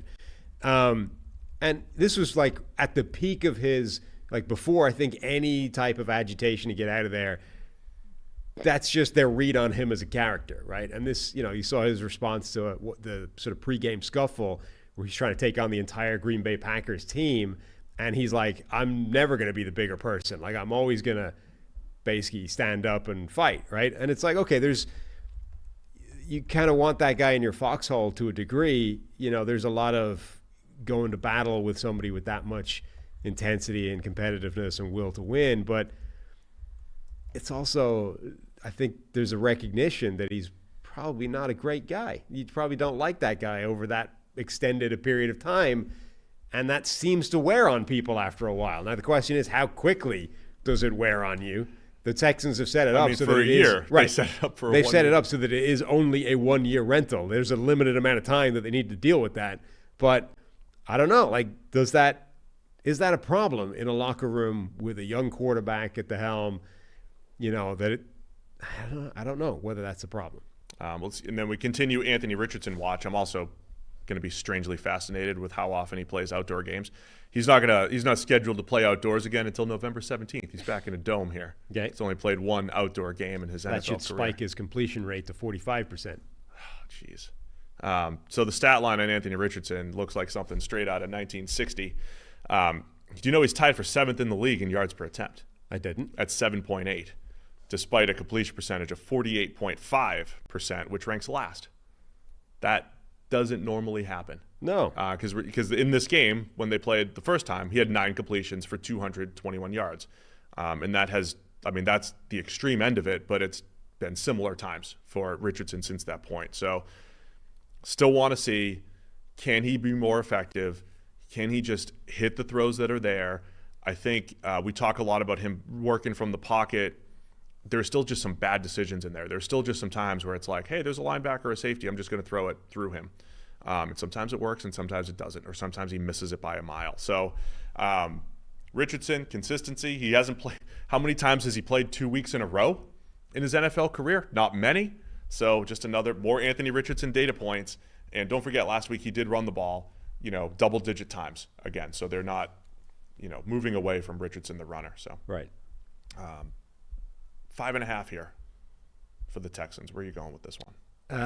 I'm going with the Texans. I just think that they are a reasonably significantly better team. I didn't make these picks yet on the last few games, so I'm just going to go. Just off the cuff. Well, yeah, I'm just going to feel it as I go. That's how I do it every week sometimes, right? As we talk through it. I'll take Houston as well. Harry's going to go with the Colts here. Here we go. Just a battle of MVP candidates. The Baltimore Ravens at the Cleveland Browns. Jameis Winston is back for the Browns. Yeah. He is back. A mighty roar from the crowd. This might be the most raucous Browns crowd. Well, now we get to enjoy Nick Chubb being back without a cloud hanging over it. With no cloud. It's just Jameis out there bringing the vibes. Nick Chubb back from his knee injury. Ravens 9.5-point favorites, by the way, on the road against the Browns. Yeah, so I'm curious. I do think we're going to get some kind of Jameis bump. Jameis curious? But it's tough because they're going. I think there will be a very real improvement in this offense on the basis that Deshaun Watson was playing some of the worst football of any player ever, statistically, right? The Austin Gale's train of stats. The production of the offense. It's not like I do hate assigning EPA to the player. It is more of a team-driven stat. But yes. Evidently, Watson has been playing pretty terribly this season. Correct. So, like Bryce Young in Carolina, there should be a bump in the offense. We should see an improvement and see them playing better with Jameis at quarterback. He's also a lot more just aggressive / insane with the passes that he's going to attempt, right? And that should help as well, kind of like Joe Flacco last year. The question is, how big of a bump will it be? And the problem is they're trying to do that against Baltimore, who right now might be the best team in the NFL or one of the 2 or 3. So it's like, I don't even know if you're going to get a fair idea of how big the bump is going to be because you're going up against a really good team. So I'm fascinated by this game, but I'm a little sad for Jameis that it comes against a team as good as Baltimore, particularly if they're still on the fence about, do we give it to Jameis or do we let DTR have a run with this? If Jameis loses the job off the back of a beatdown by Baltimore, who are, as you say, 9.5-point favorites, and we then throw DTR out there, I just feel like that's silly. Just to remind people who Jameis is, we always talk about him as the king of volatility.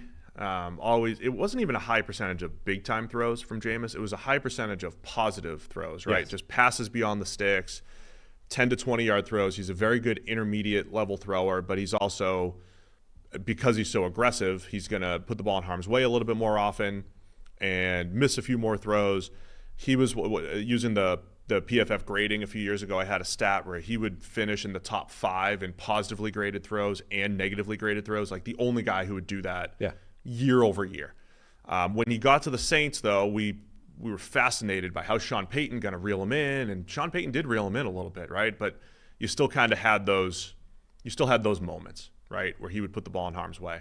So now Jameis again, what do we see from him? I think at the very least you're going to raise the ceiling of the offense, and you really can't lower the floor. I mean, that's where we are right now with the Browns. You literally cannot lower the floor of the Browns offense. And I'm not saying it'll look exactly like it did with Joe Flacco last year, but it has that type of potential. What did Joe Flacco bring to the offense? A higher ceiling. That I couldn't believe I said that. Joe Flacco raised the ceiling of the Browns offense relative to Deshaun Watson. And in the last time we had seen Flacco, he had with the Broncos. Remember, he was a starter for the Broncos, and like filling in for the Jets. But he was just like conservative dink and dunk guy at the. But Flacco got back to just chucking it down the field, and Jameis will at least bring that to the table.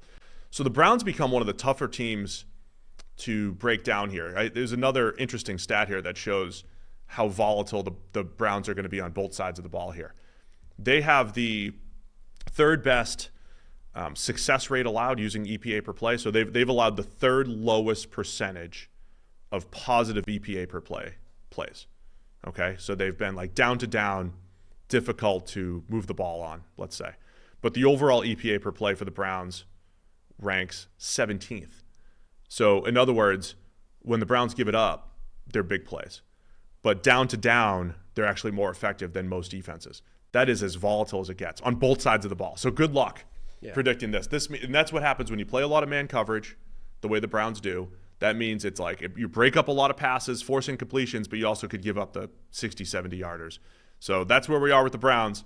9.5 feels like a lot for a team that could go either way here. Yeah, I also think I think the defense is better than it's shown this year. Now, number one, we saw that it is better last year. Well, that's what, like, if you just use the success rate, you could say it is. If you just use EPA per play, you'd be like, oh, they're giving up a lot of big plays. But number two, I think you're going to see the impact of the offense on the defense. Like, those two things do affect each other, even though they don't play, obviously, at the same time. Sure. Like, the fact that the Browns' offense has been so terrible means the defense is in a no-win situation, and they're on the field the whole time. Like, I suspect a Jameis bump for the offense will have a corresponding bump for the defense, who's just not always hung out to dry the way they have been so far this year. So I think, like Dalton with Carolina, though maybe it'll last longer, I think we should see a bump across the board for the Browns.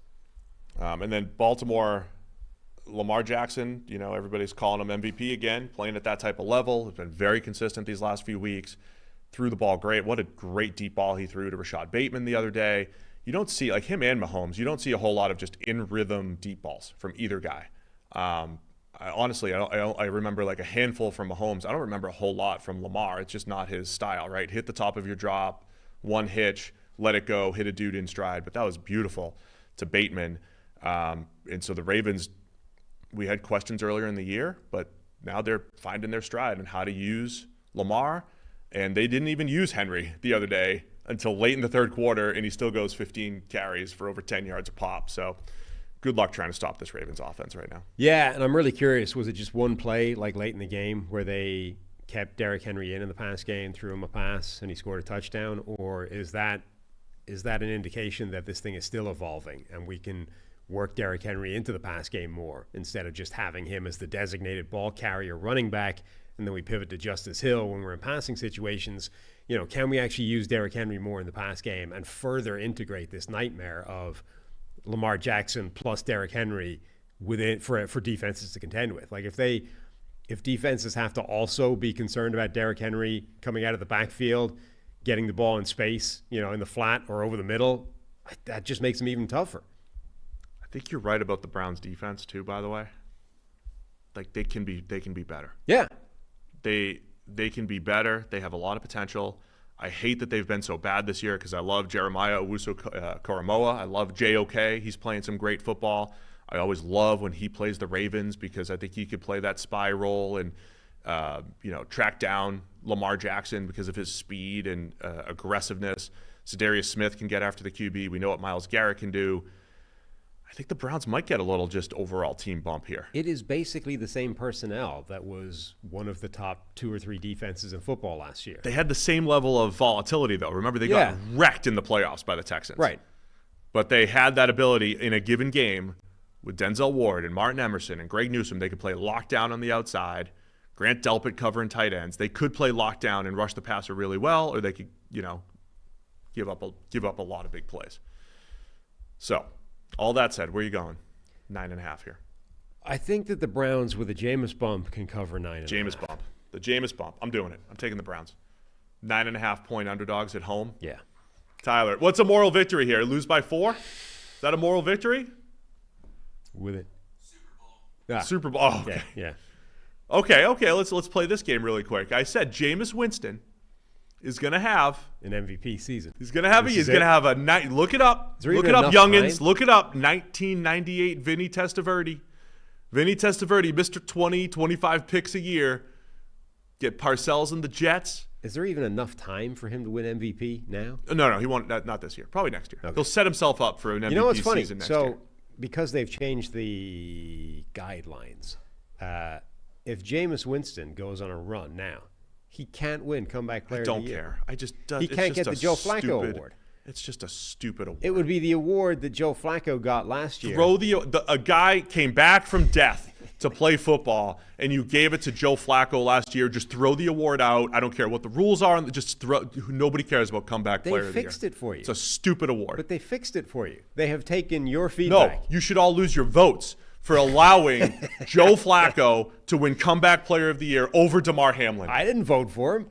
There's no more, what have you done for me lately, than, I know you died 18 months ago, but that was too long ago. We forgot. But they fixed Not even, it. It was less than a year. Less than a year. Yeah. And then Joe Flacco, just because he comes off the couch and throws a few touchdowns, give it to Joe. Right. And it turns out the single biggest factor there may have been just how bad Deshaun Watson was, not, that Flacco was good.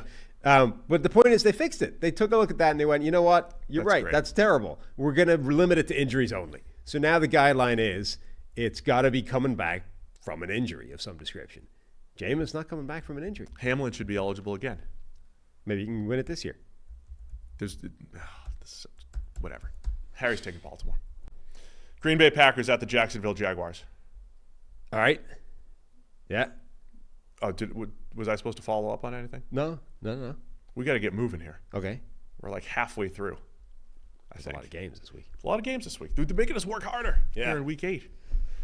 Packers at Jaguars, Sunday at 1. Packers favored by 4.5 here. 2-5 Jags against the 5-2 Packers. Jags coming off the good vibes of a win in London. At home. Good vibes in London. Except it wasn't home. It was away for them, technically. Back-to-back London games and no bye for the Jags. It's pretty rough. There was a time where Aaron Rodgers, remember like Aaron Rodgers in Florida was always terrible? No. Every time he went to Florida, it was terrible. That was the game in Tampa Bay. He throws pick 6, couple picks, lost 38-10. Then the game against the Saints a couple years ago, they moved it to Jacksonville, and they lost 30 in Florida. Yes, because the hurricane or whatever, and then they lose like 38-3. But Rodgers is gone. So now, was it a Packers thing or was it a Rodgers thing? Oh, okay. Is it the Packers going to Florida or was it Rodgers going to Florida? This is huge. Green Bay would make some sense, right? Famously cold weather winter. They just can't handle, right? How could they handle the Miami heat? Can't handle the humidity. Or Jacksonville, Florida, like Florida sunshine, Florida humidity. Yeah, I mean that makes sense. I can buy that. You see those guys in the winter games, they're all bundled up with the hoodies and all that kind of stuff. Take the Jacks, home dogs. Okay, so Jacksonville's win, they've got to be feeling better about themselves. I mean, if they lost that game, I think people would have been fired. They did look pretty bad for the first half. Like, they only kind of turned it around and then went away, and it's like, okay, yeah, that was good. It wasn't really for half the game. Like, they still looked rough. And this Green Bay defense has been an absolute buzzsaw for people recently. Like, does this immediately put a halt to a very small turnaround of offensive success and optimism for Jacksonville? Green Bay right now is operating this fascinating bend but don't break defense. They allow like a really high successful play rate overall, but they're top 10 in EPA per play, scoring rate, etc. Like all the sort of, do you actually give up scores? They're the opposite of the Browns. Yeah, They're actually really good at that stuff. But when you look overall, they're like bottom third, like deep into the bottom third of successful play rate. On a down-to-down basis, you can have success against this defense, but it's really good at stopping that before it becomes a score. Yeah, I mean, I focused all on the pass game last week and how they shut down the Texans pass game. Yeah. They still gave up like $140 or whatever to Mixon on the ground. Did you see also that they've brought in Robert Saleh? Yes. To work on the offensive side. Yeah. That's A, fascinating, and B, I love that. I love it, yeah. This whole Shanahan tree of coaches. Always want to mix and match that stuff, yeah. This whole Shanahan tree of coaches has been all about cross-training guys, offense and defense, not pigeonholing anybody into one spot. Like LaFleur said, Robert Saleh is one of the greatest defensive minds he knows in the game, and that's why he wants him in the offensive room to help him attack defenses. I love that as a strategy. And I'm going to be fascinated to see if it makes Green Bay's offense even more potent. Are you ready for some statistical malpractice? Always. Okay. Highest graded quarterback in the NFL per PFF over the last 3 weeks? Trevor Lawrence. Okay. Trevor Lawrence, 90.7 grade. He's turned a corner again. He has turned a corner to the point where, For the fifth time in his career. I mean, this is why it's malpractice to do it after 3 weeks, because it's the same thing as just saying, well, over the last 3 weeks. Sure. It's just a sample size of 3 weeks. But Lawrence is now up to QB 7 in PFF grading. So that completely changes the narrative that I was pushing. Or that I was asking, like, what the heck's wrong with Trevor Lawrence? We were all asking this after 4 weeks. So now the answer is nothing. Nothing. Yeah. I mean, after 4 weeks, that's when we brought JT O'Sullivan on the show. Right. And I was like, who do we want to talk to JT about? Well, the rookies. Can Sam Darnold keep it going? And I wanted to know about Trevor Lawrence. Like, what is up with Trevor Lawrence? He had just since he missed those 2 big throws that I kept citing in the Texans game, Kirk over the middle, Brian Thomas Jr. in the end zone. Since those 3 games, he goes 28 for 34 against Indy in a huge game. Has a really nice game against the Bears, including multiple drops in the end zone, 4 total drops, right, even though they lose. And then last week against New England, didn't have to do a whole lot because the run game was dominant. But it does seem like Jacksonville has found a much better groove offensively. Tank Bigsby's running really well. Yeah. Lawrence looks much more comfortable. Brian Thomas Jr. still a very difficult cover. So the offense looking pretty good. The questions for me are the Jags defense and, their bottom 3 defense by most important measures so far this season. Yeah. I think the talent is there for this offense to be very good. I think Evan Ingram coming back has made a difference. It's given them that horizontal underneath option. But he's banged up again? Brian Thomas Jr. can do more than just be a vertical threat as well. I think that also makes a difference the more they lean on him in that area. Tank Bigsby being the bell cow makes a difference because he's significantly better than Etienne right now. So there is a way that they can just lean on these good players and still have a really good functioning offense.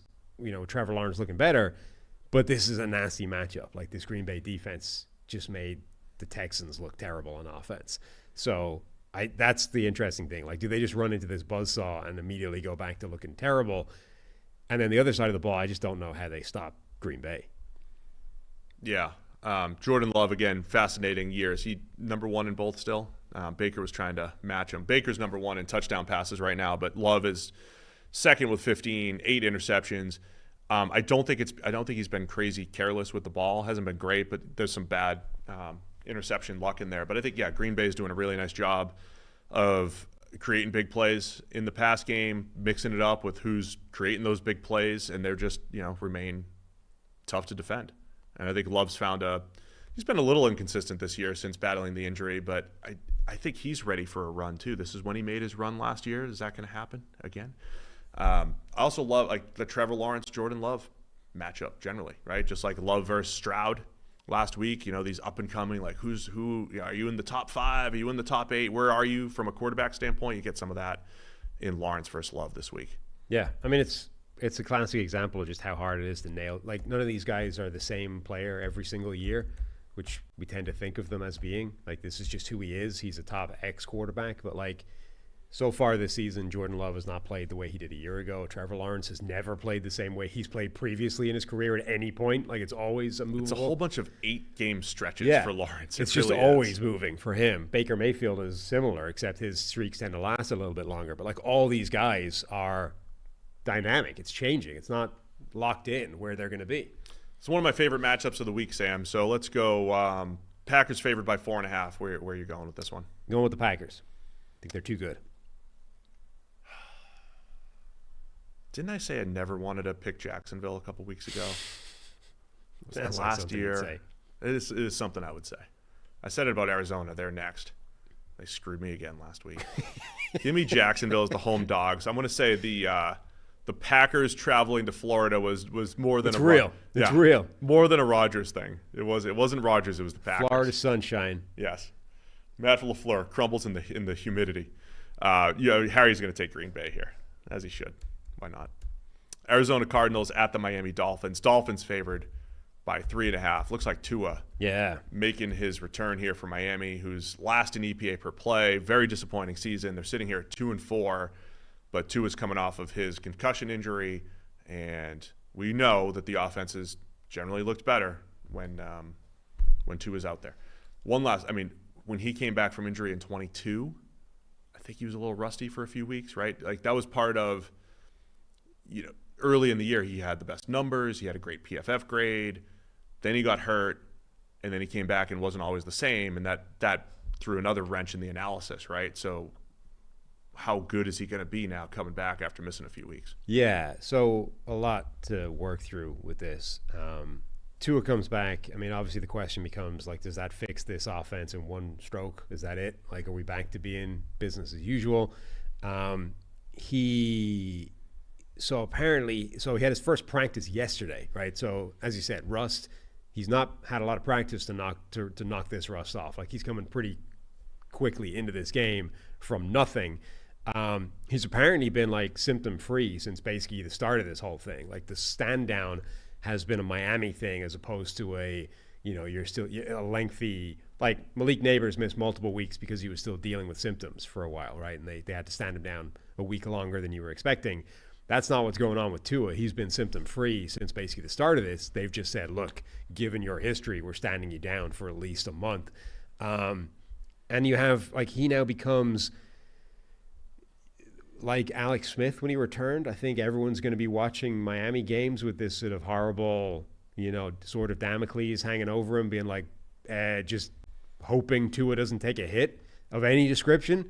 Because remember, the one that gave him this concussion it looked pretty innocuous. Yeah. Like, he delivered a hit to DeMar Hamlin and goes down, and then fencing responds. You're like, oh no, it's happened again.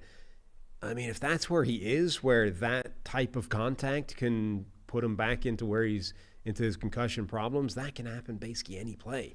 So we're all going to be watching this Tua offense with just this sort of feeling of dread, hoping it doesn't happen. Yeah. So try to separate like your own personal feelings from like, oh, it's a tough watch because I'm afraid for him, versus like it's his decision to get back out there. Obviously, we all thought maybe he's going to think about retiring. He doesn't want to. He wants to play. Just got paid. He wants to get out there and play. So once you get past that point, for me, it's like, all right, well, you still have to play differently. Like, there was points in his career where it seemed like he was sliding more. It seemed like he was avoiding hits. But like that one was the one that he got concussed on was unnecessary when he ran into him. Yeah. It was also unnecessary. Like, you can't. Like, it was so benign that, like, if you can't take that hit. Now, I agree. He didn't need to deliver that hit, right? But the hit was also so innocuous looking that if that's the line we can't cross, I don't know if you can play at this level. Yeah. You almost need to play the game. Remember late career, or Tyler Lockett does this as well, but like late career Isaac Bruce, where you catch the ball and then just fall over. Like, I'm not even going to take a hit, ever. I'm going to catch the football and then drop to the turf rather than even invite contact from anybody. I mean, I don't know if you can do that as a quarterback. Did you see the two clips that I posted yesterday? The one I showed you the other day of Eugene Wilson crushing Reggie Wayne in 2003. Did see that. And then there's the other one that I posted, my guy Mark Brunell. I said it was only in 01. He throws a pick, and then Gerard Warren went like after him, like after the pick. Brunell just like throws a pick, and he's just standing there, and Gerard Warren just goes and just destroys him and actually injured him on the play. I mean, it was just 20 plus years ago. It was just 20 years ago, and it's a completely different game. But I remember thinking, like, dude, if I threw a pick back then, I would just lay on the ground. You know? They're coming after me. I'm just going to lay on the ground, all right? I'm out. Don't come get me. But I don't know. There is this, like, self-preservation, I think, is going to be an interesting watch here. From a football perspective, how rusty is Tua going to be, I think, is a question. Clearly, this offense runs better when he's at the helm. Yeah. Arizona's missing Dennis the Barbarian Gardeck. We paid respects to him. We had the armbands yesterday. My black armband would not show on this black hoodie here today, but we had the black armbands yesterday. Yep. Paying our respects to the Barbarian. So the Arizona pass rush, which is already rough, gets even worse. I think Miami, if Tua can find his groove here, I think they have a chance to look much, much better than they have in recent weeks. Oh, they certainly shouldn't look much, much better. The question is, like, to me, just does that fix everything? Like, does Tua coming back immediately click this off? Like, Tyreek Hill sounds like the most excited human being I've heard this season. Yeah. Where he's like, we're ready to go. It's back. Everything's going. Like, there's a clip out there of Tyreek Hill looking, I don't know if he just lost track of the ball, but it kind of looked like he just gave up on a deep pass that was actually eminently catchable. I mean, if receivers in Miami are checking out because of the quarterback situation there before Tua, do those guys immediately jump back to being some of the most dynamic and explosive playmakers in football that should theoretically be able to tear this Arizona defense to ribbons? Like, it is going to be a fascinating watch, this Miami team now. Brian Neal in the chat asks an interesting question. I missed it exactly, but would you tackle Tua differently based off what you know? Like, you're in the open field with Arizona. Do you think that affects the opposing team? Because I think like the Mahomes I don't know if it was the Mahomes along the sideline play this time, but at other times when QBs are along the sideline, like, people are afraid to hit QBs even when they're runners. Like, you mean, are they going to ease up against Tua? Yes. Because, listen, even when a QB tucks the ball and runs and they're technically a runner and you cannot have a roughing penalty, something happens with defenders. There was the Mahomes play last year where the Jets dude goes running right by him when he had the ability to hit him. Like, something's already happening mentally with defenders afraid to hit quarterbacks no matter where they are on the field. If Tua goes and scrambles and crosses the line of scrimmage, do you think that crosses defenders' mind, seeing what they saw? No. In a primetime game? No. Okay. I think they're still hitting him. I mean, somebody nearly took Lamar Jackson's head off the other day in that game when he turned into a runner. And, like, I don't think that's an issue. Something to keep an eye on. All right, where are you going with this one? Miami by 3.5. I'm going to go with Miami. I do think that this – I mean, Arizona, they had their game last week where they randomly showed up when they shouldn't have. They're not doing it 2 weeks in a row. Can't do it 2 weeks in a row. And Miami should be better now. I mean, I've got a pact with myself. We're never taking Arizona. Certainly not after they screw me over with a win. Screw over my pick, that is, not me personally. So I'm taking Miami to cover the 3.5. Never 2 weeks in a row here for the Cardinals. No. Harry will take the Cardinals. He'll buy in to the Cardinals here. All right, Sam, this episode's sponsored by BetterHelp. So this month's all about gratitude, and along with, my family, my kids, everybody that I'm grateful for. Another person that doesn't get thanked enough, and that's just ourselves. So sometimes it's hard to remind ourselves that we're trying our best to make sense of everything, and in this crazy world, that is not easy. So here's a reminder to, send some thanks to the people in your life, including yourself. So BetterHelp is a way to take care of yourself and get therapy. And, we both know people that have been, getting therapy, getting positive results from that, learning positive coping skills, how to set boundaries. Therapy can empower you to be the best version of yourself. And it's not just for those who have experienced major trauma. It is for, a lot of people that have experienced great results from getting therapy. So if you're thinking of starting therapy, give BetterHelp a try. It's entirely online. It's designed to be convenient, flexible, suited to your schedule. Fill out a brief questionnaire. You get matched with a licensed therapist and switch therapists at any time for no additional charge. The convenience is just incredible from BetterHelp. So let the gratitude flow with BetterHelp. Visit BetterHelp.com/checkthemic today. You get 10% off your first month. That's BetterHelp, HELP.com/checkthemic, 10% off your first month. Yeah, I think that theme is a good reminder that it doesn't need to be, as they said, for trauma or any sort of acute, massive problem. It can be just maintenance. Just keep yourself keep yourself in a good spot. Get somebody to talk to. BetterHelp.com/check the mic. Kansas City Chiefs at the Las Vegas Raiders. The undefeated Chiefs are favored by 9.5 against the Raiders on the road here in the Kermit the Frog revenge game. Kermit the Frog revenge game. Yes. I'm curious how quickly they can get DeAndre Hopkins, or how integrated they can get him in the offense, after just a few days rather. Wide receiver is a pretty important position, especially when you have a guy like Mahomes, where a lot of it is being on the same wavelength and understanding how he wants to improvise and where he wants to go with the football. Can Nuke immediately snap into that and be like, is that a thing that two guys that are just really good can read the game the same way, the way Kelsey and Mahomes do? Or is that something that's going to take Nuke a while to get up to speed and figure out how Mahomes likes playing the game? How big a part of this offense he's going to be, I think will be pretty interesting. And I think quite an important factor in how good they can be. I think there's two ways of looking at the Chiefs at this point. They're 6-0. Man, if I read Mahomes' passing stat line to you and I said, after week 7, this is what it's going to look like, what would you predict the Chiefs' record to be? I mean, any quarterback stat line that looks like this. Mahomes, 6 touchdowns, 8 picks. Passer rating is like 28th in the NFL, 82 something. It's insane how different it is relative to expectations. We saw this at times during the regular season last year where this offense was not very good, but they still won games. The defense is incredible. But this also makes me think that there's more in the tank. I don't think Mahomes, he's had some weird interception luck. Last week a batted pass and a receiver falling over. That's why he's got 8 picks. I don't think he's completely careless with the ball. He has been a little bit early in games, but he's not turning it over in the fourth quarter.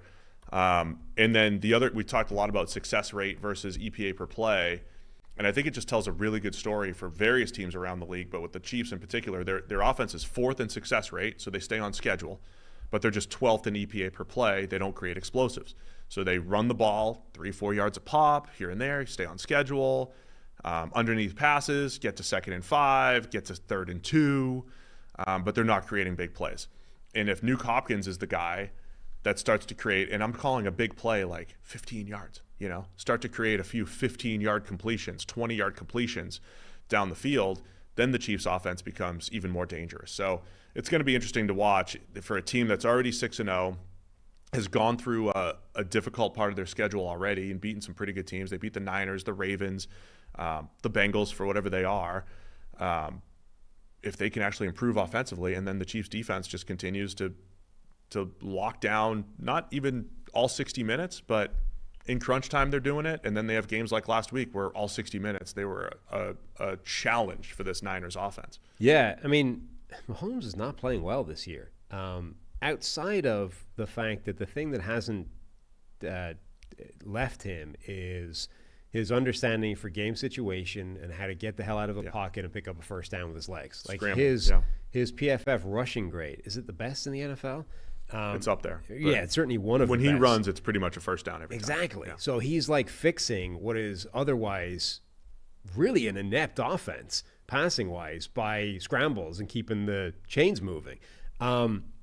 He has the same number of big-time throws this year, despite Xavier Worthy, acquiring the fastest player in the NFL who has been a viable deep threat, and they are manufacturing some of those plays. He has the same number of big-time throws as Tua, who's been stood down for the last month because he got concussed and knocked out of a game. He missed one to Worthy the other day. Right. Had an opportunity for one and missed it. His turnover, quarterbacks with more interceptions than touchdowns include people like Gardner Minshew, Will Levis. It's a bad group of quarterbacks, and Mahomes. His turnover-worthy play rate, and big-time throws to turnover-worthy plays as a sort of ratio is in the same area as well. The turnover-worthy play rate thing isn't actually much higher than he's ever been. It's just there's no big plays. They're not, he's not making those big throws that he's always made, certainly not at any kind of rate, and he's sort of hiding it all to a degree by being, maybe the most effective scrambler in the NFL. I know we talked about Jaden Daniels and Lamar Jackson, obviously superior athletes. Mahomes needs to be in that discussion. But nobody is better at Mahomes at figuring out how to get away from pressure and getting just enough yardage to keep the chains moving when he needs to. He is amazing at that. And like I said, when you watch him play, like his 40 time is half-tenth a second faster than whoever it is that's chasing him. Always. And it doesn't matter who that is. That's what his 40 time is. So he really is incredible at that. And that, I think, is a huge thing propping up this offense right now. Yeah, and again, from a perspective, depending on your perspective, it's either, well, if you keep playing like this, it's going to come back to bite, right? Like, you're not going to win these games.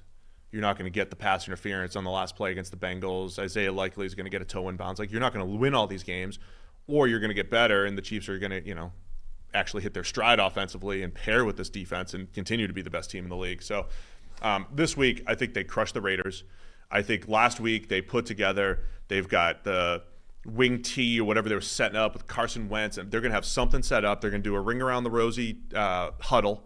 They've got all the plays because Antonio, they've got the bulletin board material, because the last time these two teams played was Christmas. That was the worst game of Patrick Mahomes' career.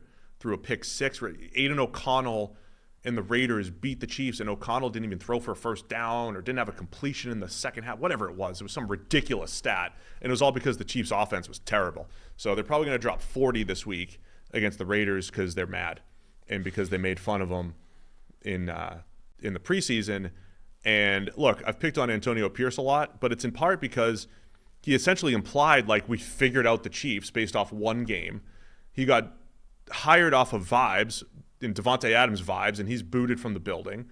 And it's like nothing's been good for the Raiders other than a second half comeback to the Ravens, and I'll keep saying that every single week because that's what the season's been. Mahomes has the highest rate of scrambles that turn into first downs of any quarterback in the NFL. 62.5% of his scrambles this season have become first downs, which is 5 percentage points higher than anybody else. Good stat. Caleb Williams is second.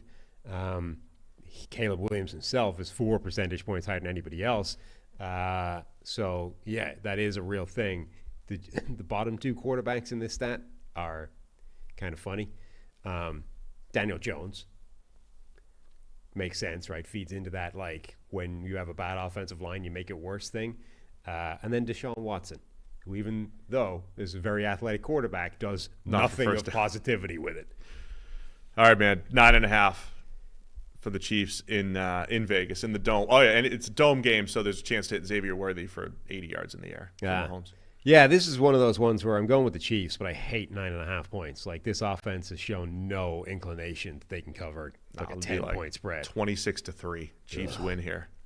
I'll take the Chiefs. Harry will also take the Chiefs to cover the 9.5 here. I know what happened on Christmas. The Raiders won in Kansas City. They were outstanding. I'm just not seeing it this year. Don't see the same feistiness out of that defense. Well, that was also a pre-Kermit mockery. Pre-Kermit mockery, right. It actually led to the Kermit mockery. Gave them false confidence, the Raiders. New York Giants at the Pittsburgh Steelers. This one's Monday Night Football, 8:15, 6.5 point. Steelers are favored by 6.5 is the way to say that. 5-2 Steelers against the 2-5 Giants. The Maras giving a vote of confidence to Joe Shane and Brian Daboll yesterday. Does that have the same connotations here as it does, like when you're talking Premier League soccer, for example? Like the vote of confidence when you get fired. The vote of confidence is usually precedes by about 2 weeks the firing of the coach. I want to spend. Just give me 60 seconds on this. Okay. 6 to 3 minutes. Been workshopping this take for a while. Okay. I don't think the general manager should solely be judged by the quarterback decision that he makes. Okay. Positive or negative. And I think we overrate that. So I would say, like, Andrew Berry made probably an awful decision to go get Deshaun Watson. Yeah. But I don't know that I would completely judge his tenure by that. Joe Shane, same thing. Now, when I look at Andrew Berry, I would say all the other decisions were probably good.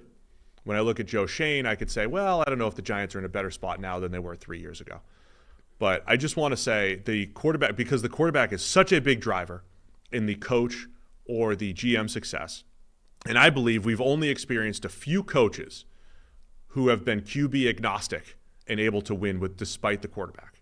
Not like let's say win with multiple quarterbacks. Andy Reid has done it. John Harbaugh has done it, right? Like, there's only a few guys that have done it. Kyle Shanahan has done it. And so I don't think we should judge the regime coach and GM, strictly by the quarterback decision because you're kind of hamstrung sometimes.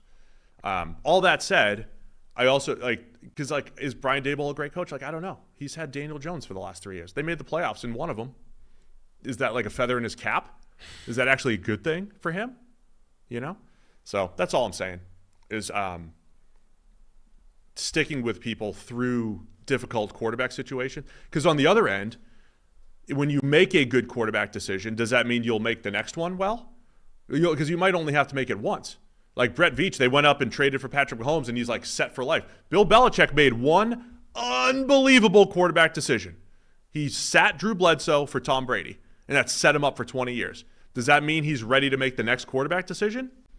Because he didn't. Based off the what I mean? Off what happened. So one quarterback decision, good or bad, should not make or break your, how well you've done in your job. And I would look at all the other stuff. And I think all the other stuff is up for debate with the Giants. Yeah. But that's all I'm saying. So when you get the vote of confidence and it's the Giants are terrible, they have Daniel Jones. I just don't focus just on the quarterback when it comes to the GM's tenure. Okay. Carry on. I'm curious to see, are the Giants now just completely non-functional because they lost a good left tackle and now they can't block anybody, and Daniel Jones makes offensive lines look terrible, and everything that was positive briefly about this team beforehand, Malik Neighbors, Tyrone Tracy, Daniel Jones, uptick in performance, all that's gone now. It's all dead until Andrew Thomas is back in the lineup. It cannot function any longer. Yeah, we saw it last week. Needs to be a freak show every week, basically. Yeah, and I don't even know if it matters because I don't think Daniel Jones can get the ball to him anymore without having an offensive line that can hold up. Well, we've always said if you could get open quickly. If you get open quickly, that protects the offensive line. I don't know if that's enough here. But you need to get open quickly and have the quarterback willing to put the ball in the air quickly, which is not necessarily a Daniel Jones strength. So we saw it completely fall apart last week. Pittsburgh has the kind of defensive line that can come after that if it doesn't have a better solution this week, at which point, the Giants are just dead and buried now.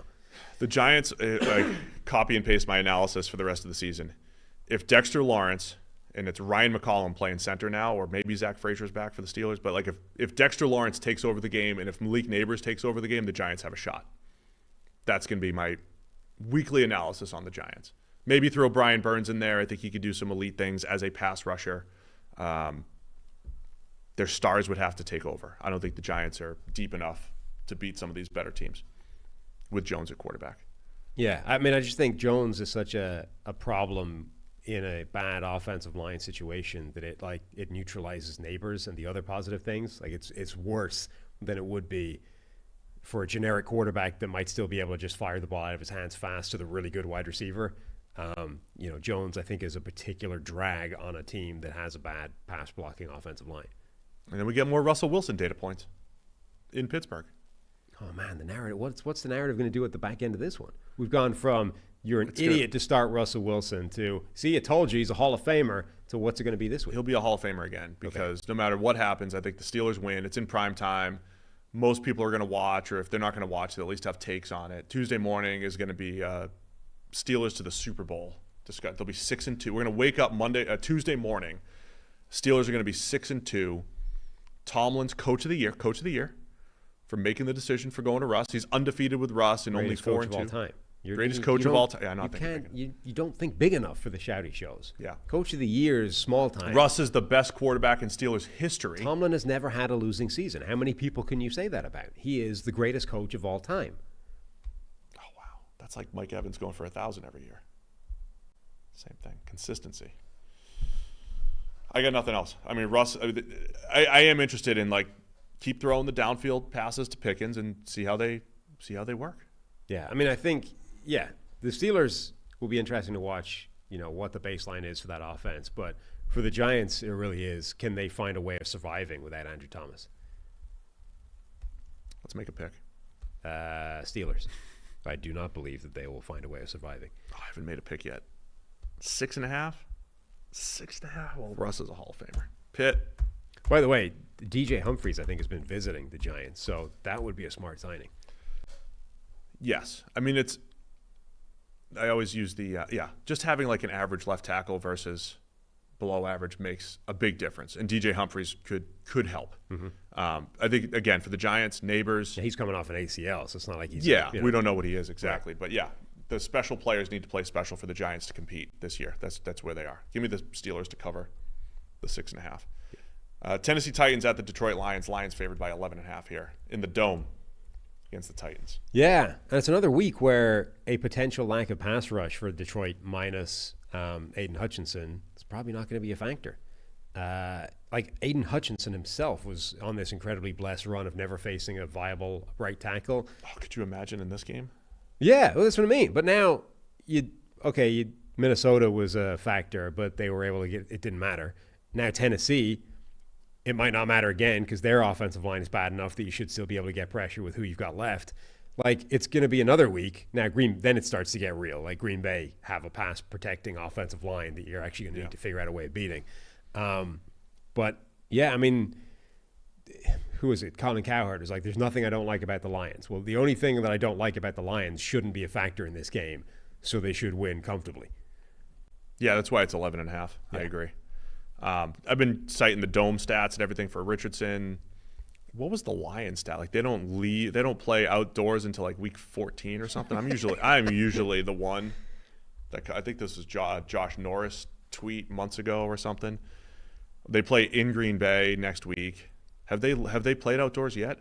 Yet? They're in the Texans. They go to Houston. They go to Indianapolis. This is incredible. There was the one year where the Falcons never left the friendly confines of the indoors. Until they went to like Philly in week 14 or something. And that was when they played in Arizona. The Lions played in Arizona. Yeah. They have not played outdoors yet. So listen, everybody's Jared Goff MVP. I'm not taking anything away from Jared Goff and the fact that he completes 100% of his passes all the time. But when you play indoors nonstop, it helps your offense. Just saying. And I rave about Ben Johnson on the show every single week. But that's a factor. Yeah, they play outdoors against the Packers once, obviously. The 49ers, December 30th, and the Bears, December 22nd, and that's it? That's it. 3 outdoor games. Primed for huge Jared Goff numbers this year. I mean, this should be an absolute beatdown. I mean, the Titans are in a fire sale now as well. Like, they've given up on the season. They know they're stuck with Will Levis. He'll probably keep being the quarterback, but they just traded away his number one wide receiver. They just traded away a linebacker. Like, the group is now going back to what it looked like before Will Levis came in, or when he came in, you're like, there's nothing to work with here. It's going to be a long season for them, I think. Yeah, I mean, I saw, maybe it was Brad on Twitter, somebody said credit Tennessee for, like, they traded for Ernest Jones in like a go-for-it moment before the year. They brought in all these veterans on the defense. It hasn't worked out, and they're in fire sale mode, which is right. And so we're looking at an offseason where Tennessee's probably looking for a QB and, getting younger at a whole bunch of spots. Yeah. So no Nuke, no Ernest Jones. I mean, that's a signal that they have. Ernest Jones is afraid to compete against the Lions. Whatever about seeing more of him, it's a signal that they have already made their decision about Will Levis, which is hard to disagree with based on what we've seen from him. But like, there's almost like they have essentially already predetermined that there's nothing he can do over the next 10 games or whatever that can rescue him as the team's starting quarterback. Yeah, I believe that's the case. Give me Detroit. Where are you going? Same. Let me see. I think Harry would have taken Detroit too. Where's his pick here? Yeah, also taken Detroit. All three of us. The third rematch of this week, New York Jets at the New England Patriots. Jets won the Thursday night matchup the first time around, and the lowly 2-5 Jets are 7-point favorites here. Yeah, 2-5, man. Fireman Ed's a little upset. He wants to see a little more effort from the team and everything. No, I think he took to social media to provide his support, but he wants to see more effort from the top down. He was on the same 13-year-old's podcast that I was on. Was he? Yeah. Wow, you are a legend. The kid, what's his name? Connor Long. He has like an intro, montage of the people that have been on his show, and Fireman Ed's in there. So just me and Fireman Ed appearing on Connor Long's podcast. That's good. My whole bit is that Fireman Ed's he's the GM of the Jets. He's really the decision maker. Yeah. So this is the last week. He's not a bigger football fan than me, by the way, Fireman Ed. This is the last week that I'm willing to give the Jets in terms of I do feel like they're close to turning it around a little bit. If they don't do it this week. If they don't do it this week, it's done. There's no more. Adams made a difference, right? Devontae Adams in that game. I know they didn't win. I know the score got away from them.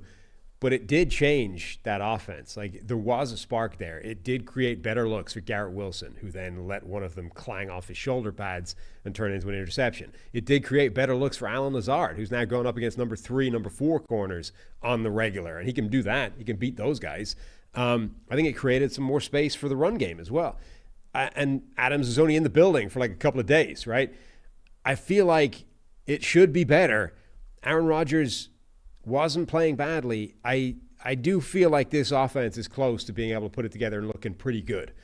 But it needs to happen now. Like, this game has to happen. Otherwise, forget it. Blow it up. Yeah, because they have a workable schedule in the next few weeks, including this one against New England. It's a tough battle, right? Because Devontae Adams apparently gave a post-game speech, right? Fresh in the building, post-game speech to rally the troops. Like, we're better than this, guys. Yeah. I think. Just been here a day, but, I think we're better than this. My initial impressions are we're better than this. But it's a challenge here because you've got Devontae Adams saying, we're better than this speech, up against Gerard Mayo calling his team soft off the London game. So, something you usually get dueling motivational speeches here for both teams. Only one of those speeches was called out by the former coach, though. Bill Belichick was out there. Bill is saying, those guys are not soft. Those are my guys. They're the same guys as last year. They're not soft. They're tough players. I mean, if Bill... That's interesting, by the way. Bill, a coworker, 33rd That's true. If he really wants to say it's the same guys as last year, and he was just citing the run defense. Yeah. Well, he was citing which was literally the only thing they were good at last year. They were 4-13, And so some of the... Like, I follow a lot of New England media. That's where I'm from. I got a lot of friends up there. And a lot of the stories, like, is Gerard Mayo losing the locker room? It's like, what were the expectations for this team? We said this before the season. They were 4-13. They re-signed most of the players. Yeah. They ran it back with the same exact team that ran Bill Belichick out of town. They ran it back with the same team, except a bridge and rookie quarterback, and first-time head coach and first-time coordinators. So everything's the same, except you have inexperience at quarterback now and all of the head coach, all the three main coaching positions.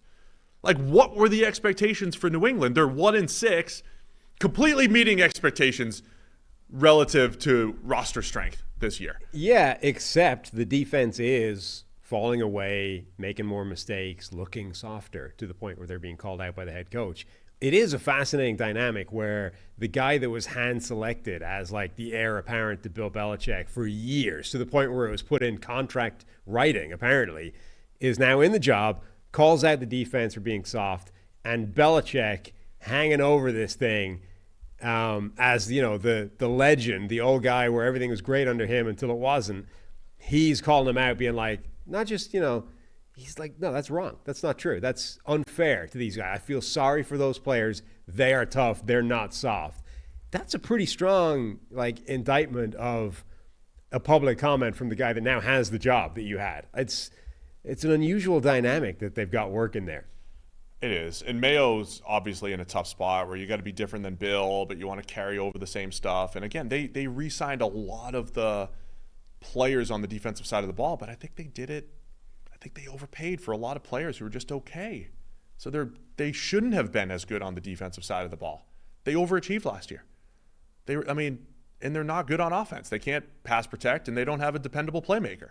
Drake May's showing some. It's just another, let's watch Drake May and his development and see what he can do against I think it's still a tough Jets pass defense despite all the injuries. So it is. It's still a good defense to the Jets. Now, the problem is that secondary is in ribbons at this point. And I'm not even defending Mayo in this whole point, but if he loses the locker room on a team that is 5-19 in their last 24 games, maybe he should. Maybe they shouldn't be in the locker room. Maybe they're not that good, and who cares if they lose the locker room because they shouldn't be a part of the Patriots rebuild, right? That's my whole take on it. And look, I don't know if Mayo's doing a good job or not. It's just he's trying to talk to them through the media, calling them soft. Yeah. Different way than Belichick would do it. I don't know. See if it works. They're just not good. They're 7-point underdogs to the 2-5 Jets. So who you picking in this one? I'm picking the Jets. This is my last time. I feel like they're close. New England in the thing here. That might be. I don't know. You want the Jets though? I believe so. Maybe let me just check that I did. did. I'm going to take New England at home, getting 7. That they'll keep it close enough. They got smoked in the week 3 game on Thursday Night Football. Narrative-wise, we were like, well, okay, this is the Jets' offense. It looks like NFL-type offense. Dink and dunk and move the ball effectively. No, apparently you can change. You can change. No. I'm sticking with it. Apparently, I stuck with the Patriots to keep it within 7 in the app. So I'm going to stick with the Patriots. I think the Jets will win, but I think the Patriots will cover. I think it'll be a good, hard-fought battle for last place in the AFC East in this one. So I'd say New England. Harry will take the Jets here. We got 2 more games to discuss, but first, let's talk about your PrizePicks lineup. I dropped mine yesterday on the show. We'll review that in a minute, but it's your turn, Sam. You guys can play with us. Download the PrizePicks app today. Use the code CheckTheMic. $50 instantly when you play $5. We got back on the horse last week. We got ourselves a W. Jaden Daniels got injury rebooted with his injury, so it didn't cost the lineup. So we got 3 correct picks. I think it was 7x was the report there. So we're coming back this week. And my first one, Aaron Jones. I think it's going to be a factor in the passing game. So, we got a rushing you picked some projection as well. Ones, yeah. Aaron Jones is going to have more than 25.5 receiving yards for the Vikings this week against a defense that's banged up. Rams linebacker core. Does not have any good linebackers. I feel like Jones is going to have a big day there. The game we're just talking about. Aaron Rodgers. Again, my last week at this. I feel like they are close. This defense is soft, apparently. It's not playing well. Aaron Rodgers is going to have more than 235.5 passing yards. Book it. And then the final one, Jalen Hurts, Philadelphia Eagles. This offense, they're going to run the ball. Jalen Hurts, the tush-push, it's an automatic touchdown. Jalen Hurts is going to have more than 0.5 rushing and receiving touchdowns. He's going to score. I hope it's a receiving touchdown, just for fun. Philly special? Yeah, it's a Philly special to Jalen Hurts. I hope that's the one that gets it for you. I'll take it, but I'm not going to lie. I'm expecting a tush-push touchdown. The Hurts projection solid, right? Because of the tush-push. Rodgers in the 230s, he's been pushing 300 the last couple of years. Yeah. Not like I am, not in pounds, but in yards. Right. Pushing 300. He still hasn't been over 300 since the Bush administration. Yeah. But that's a good one there too against New England. I think so. Yeah, Aaron Jones, the receiving yards. That's tonight. Now the only downside to the Rodgers thing is theoretically in this game he's going to be playing with a lead more than a deficit, which has been the case in previous games. So that works against me a little bit, but I do think that they're closer to putting it together as just a passing attack that should, let's call it a wash. Drake May keeps it closer though than Jacoby Brissett would. Yeah, so it gives you better. And chance. With that banged up Jet secondary, there's a chance that Drake May actually puts up quite a lot of yardage, and maybe it is a much different game than people are expecting. And then Jones against that Rams linebacker core, I just feel it's money. And then to review my lineup from yesterday, I'm going Rome Odunze again. I just keep expecting him back to the well. Yeah, that's right. It's done me well in the past. Rome Odunze, more than 31.5 receiving yards. He'll continue to grow in that Bears offense against a weak Commanders defense. Sam Darnold, more than 238.5 passing yards. That's tonight against the Rams. I really like Darnold putting up some yards against that Rams defense, just like you have Aaron Jones. And then Mahomes, more than 226.5 passing yards. As I said earlier on the show, he's going to go off this week against that Raiders defense. They're mad. And look at that projection for Mahomes, 226.5. I know he hasn't been throwing a whole lot this year, hasn't been that effective through the air, but it's Mahomes any given week, plus you got Nuke Hopkins in there. So that's it. Lineups for the week. I'm excited. As a podcast, we have not lost. That's true. One of us has won. Every week. Every single week here. Plato says, I'm so much better at this than you. Plato. Yeah. Good name. But it's early, though, Plato. It's early. A lot of game left, a lot of season left for Sam to be better at this. And he's coming off of last week, his win. Mm-hmm. 2 games left to discuss. A Super Bowl rematch, Super Bowl 50 rematch here, Sam. Carolina Panthers at the Denver Broncos. The Broncos now favored by 9.5. Andy Dalton and his family were in a car wreck this past week. He's okay as far as long-term goes, but short-term, no one's seriously injured, but Dalton injured enough that he's not going to play this week. And Bryce Young back getting the start for the Carolina Panthers. Yeah, so obviously, unfortunate for Andy Dalton. I'm glad everyone's okay there, at least in terms of serious injuries. It does. My poor Bryce Young. Like, he's now getting thrown back into the offense. It's still bad. And now it's against Denver's defense, which is really good. Denver's defensive front is really good. It's not if you're, hey, I suppose we need to go back to Bryce Young at some point this season just to see where would you want that to happen. Probably it's not this game. Not in Denver, not with this defense. Yeah, it's going to be tough. Now, I don't know. Like, again, if you need to handpick the team that you need to throw them back out against, but like 2 weeks' time is the Giants. That would have been nicer, Instead, it's Denver, and it feels like you're going to get much of the same. Bryce Young's probably going to look lost, overwhelmed, drowning. The only question is, can Bo Nix have a good enough game to cover 9.5 points? Yeah. Patrick Surtain probably back, coming off of his concussion. Probably back this week. Further enhances this Denver defense. The magical hope is that Bryce Young looks more comfortable and that 3 weeks away did him well. He did have a couple weeks away last year, right? And then came back and was very much the same. You just never know. Remember, he had the one game where he outplayed C.J. Stroud. Just one random game. I mean, that's what, if you're a Panthers fan, I think you're still kind of hoping. I mean, I think the Panthers probably have their mind and we're drafting a QB. But, if Bryce Young can look good and look different and look better, then I don't know. Maybe you do build around him. Something would have to change drastically, though. Yeah, I don't I don't really see that happening, and I certainly don't see it happening this week. I think from a Knicks perspective, again, we are trashing Carolina every week because they can't really rush the quarterback. They're the worst defense in the league and the worst offense in the league. Could be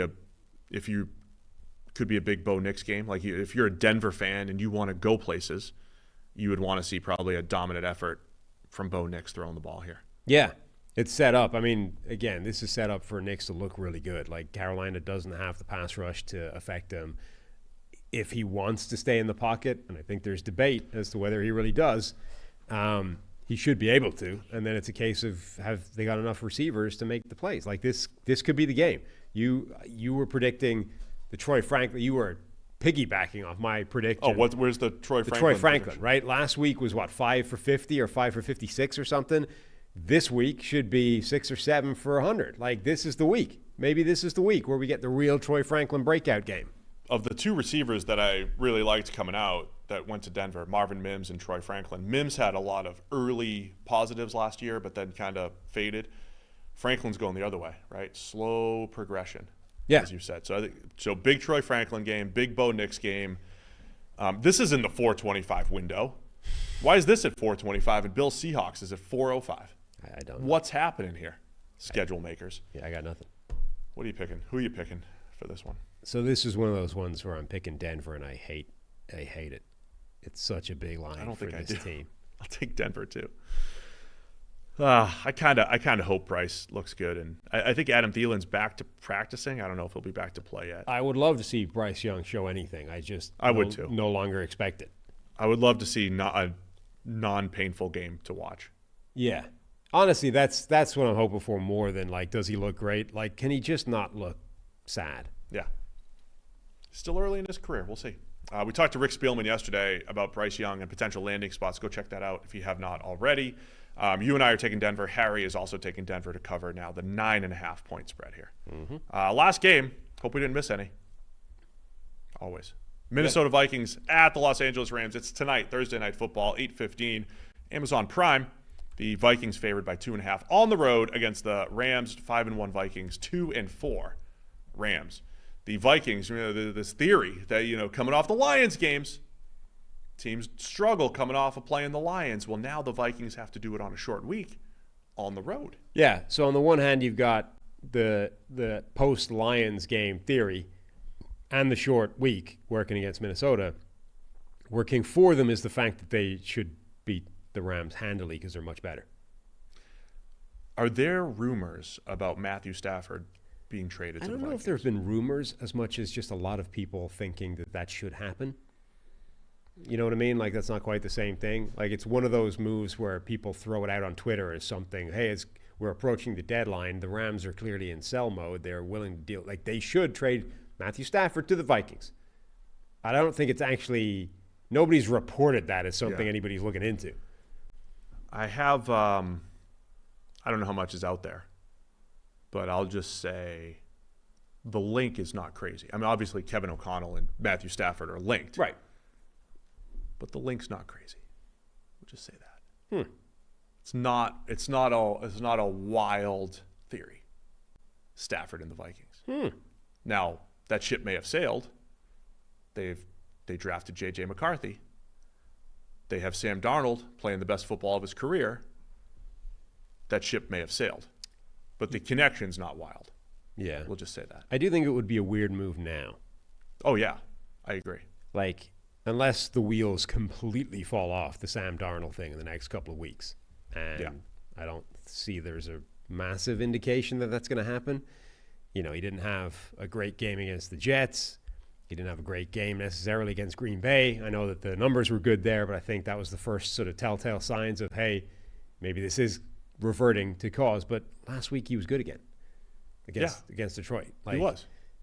I think there's a pretty good chance that Kevin O'Connell can keep Sam Darnold playing at a very high level long term. And you already drafted J.J. McCarthy. So what is the Matthew Stafford thing? Like, if the only reason you would be bringing in Stafford is if you think you're a genuine Super Bowl contending team, at which point Darnold is almost certainly playing well enough that it would be really difficult to bench him at that stage, right? Like, they need to have won enough games for you to make that move, but the games that they need to have won in order for you to make it almost prohibit you from benching the guy that's starting. And I don't know how much you want to put. I mean, every time in 2022, Stafford had an awful situation, pass blocking. Our friend Ben Baldwin puts up that chart every year, the Rams passing offense in relation to their pass blocking grade. Rams are bottom 2 again this year. Like, have you looked at Stafford's numbers lately? They're terrible. Remember last year at this time, he had bad numbers? Yeah. And I was like, I didn't know his numbers were that bad because he's playing well. Right. Right? Now, he's one of the quarterbacks that has more interceptions than touchdowns. Yeah, so he's got a 56 PFF grade, 3 big-time throws to 9 turnover-worthy plays. And again, your big-time throws are going to be limited when you're under pressure and you don't have dudes to throw to downfield that you even trust. And you're missing Cooper Kupp and you're missing Puka Nacua. But, man, it has been rough for Stafford. And, of course, every time we talk about the Vikings, you and I are going to rave about what Brian Flores has done. And just even if we're not raving about it, it's like how our team's going to handle it. The Lions were able to handle it with Goff playing great. I don't see the Rams being able to handle that blitz package, the indecision that he causes for offenses. And so Stafford's going to have to play superhuman, and he hasn't been able to during this season. That's going to be a challenge. No, I mean, again, the only things that work against this being a fairly comfortable Minnesota win, in my opinion, are the Thursday, and it's coming off the Lions game. Yeah, a Darnold implosion, right? I mean, in any given week, or that, you could get a Darnold implosion, and like, again, who's playing better, Sam Darnold or Matthew Stafford? I would say Darnold. Yeah. Who's the better quarterback? When you say that, that's in broad relative terms. Who's theoretically better? It's Stafford. So in any given week, that could change things. It could, but there haven't been massive signs that that's coming for Darnold. Like, it's not like we've seen runs where Darnold has played or has played well or has really good numbers, but there have been underlying statistical suggestions that the wheels are about to fall off. Those haven't really been there in this run. We had a bad game against the Jets, but the Jets is still a really good defense. Like, I don't see a massive indication that this is waiting to just self-destruct. Now, maybe that would be different if they were facing Aaron Donald, and you'd be like, okay, that could wreck shop immediately. But, the Rams still have some teeth up front, but not to that point. Like, Jared Verse is playing really well. We talked about him as one of the most impressive rookies, period. Maybe the most impressive rookie pass rusher. He'll be going up against Christian Darrisaw for a lot of that. Darrisaw is fantastic. It's a great matchup. I mean, it's all youth on that side of the ball for the Rams. Verse, what I'm saying is, Turner, and Braden Fisk. And like, the Rams don't have anybody that would prompt this implosion from Darnold in the way they previously had. I just don't really see why the Rams would win this game. Kyron Williams, again, the stars have to play like stars. Kyron Williams taking over, Stafford making some big plays that he hasn't made this year, and some of those young defensive players making some big plays. So Vikings by 2.5 here on the road against the Vikings. Where are you going with it? Minnesota. That over-under at 48.5 feels really high, Sam, per FanDuel. 48.5 with this Rams offense? Feels Yeah, like a lot. but I mean, the Vikings offense has been cooking. I understand. I'll take the Vikings to cover it, and Harry will as well. There we go. 16 games, all in. Again, don't forget to get to PrizePicks. Check the mic. Get your free $50 on your first $5 play. Go check that out. Play with us. Join the Discord. We'll be discussing it in there. The Discord's just a great place for general discourse. I've also been getting my draft questions there. Yeah. Answering draft questions in the Discord. Dane Brugler is going to be joining me tomorrow, YouTube exclusive, talking some draft prospects, QB rankings, Travis Hunter, his best sleepers right now. So all sorts of fun stuff just tomorrow on the YouTube channel right here. And then tonight we'll be instantly reacting to that Vikings-Rams game. You guys need to subscribe. You just have to do it. If you haven't done it already, subscribe to the YouTube channel. Just click that button, click the bell for the notifications, and hit the thumbs up on the show. Anything else they need to do? That's it. Email us at checkthemic@the33rd team.com and 5-star review wherever you listen to podcasts. You just all do those things. 16 or 17 different things. It's all you have to do. That'd be great. It's for us. It's for the family. It's like doing chores. Sub or Steve will cry. Yeah, that's right. I'm going to cry. It's like I give Harry, Teddy, Benny, and Toby, they have chores to do. Yeah. Right? If You don't have do your them, chores. Daddy will cry. Even if you're YouTube exclusive, go leave a 5-star review on audio. Even if you're audio only, go subscribe to YouTube. Do both. All right. Thanks to everybody for tuning in. We'll see you again Monday morning with more Check the Mic.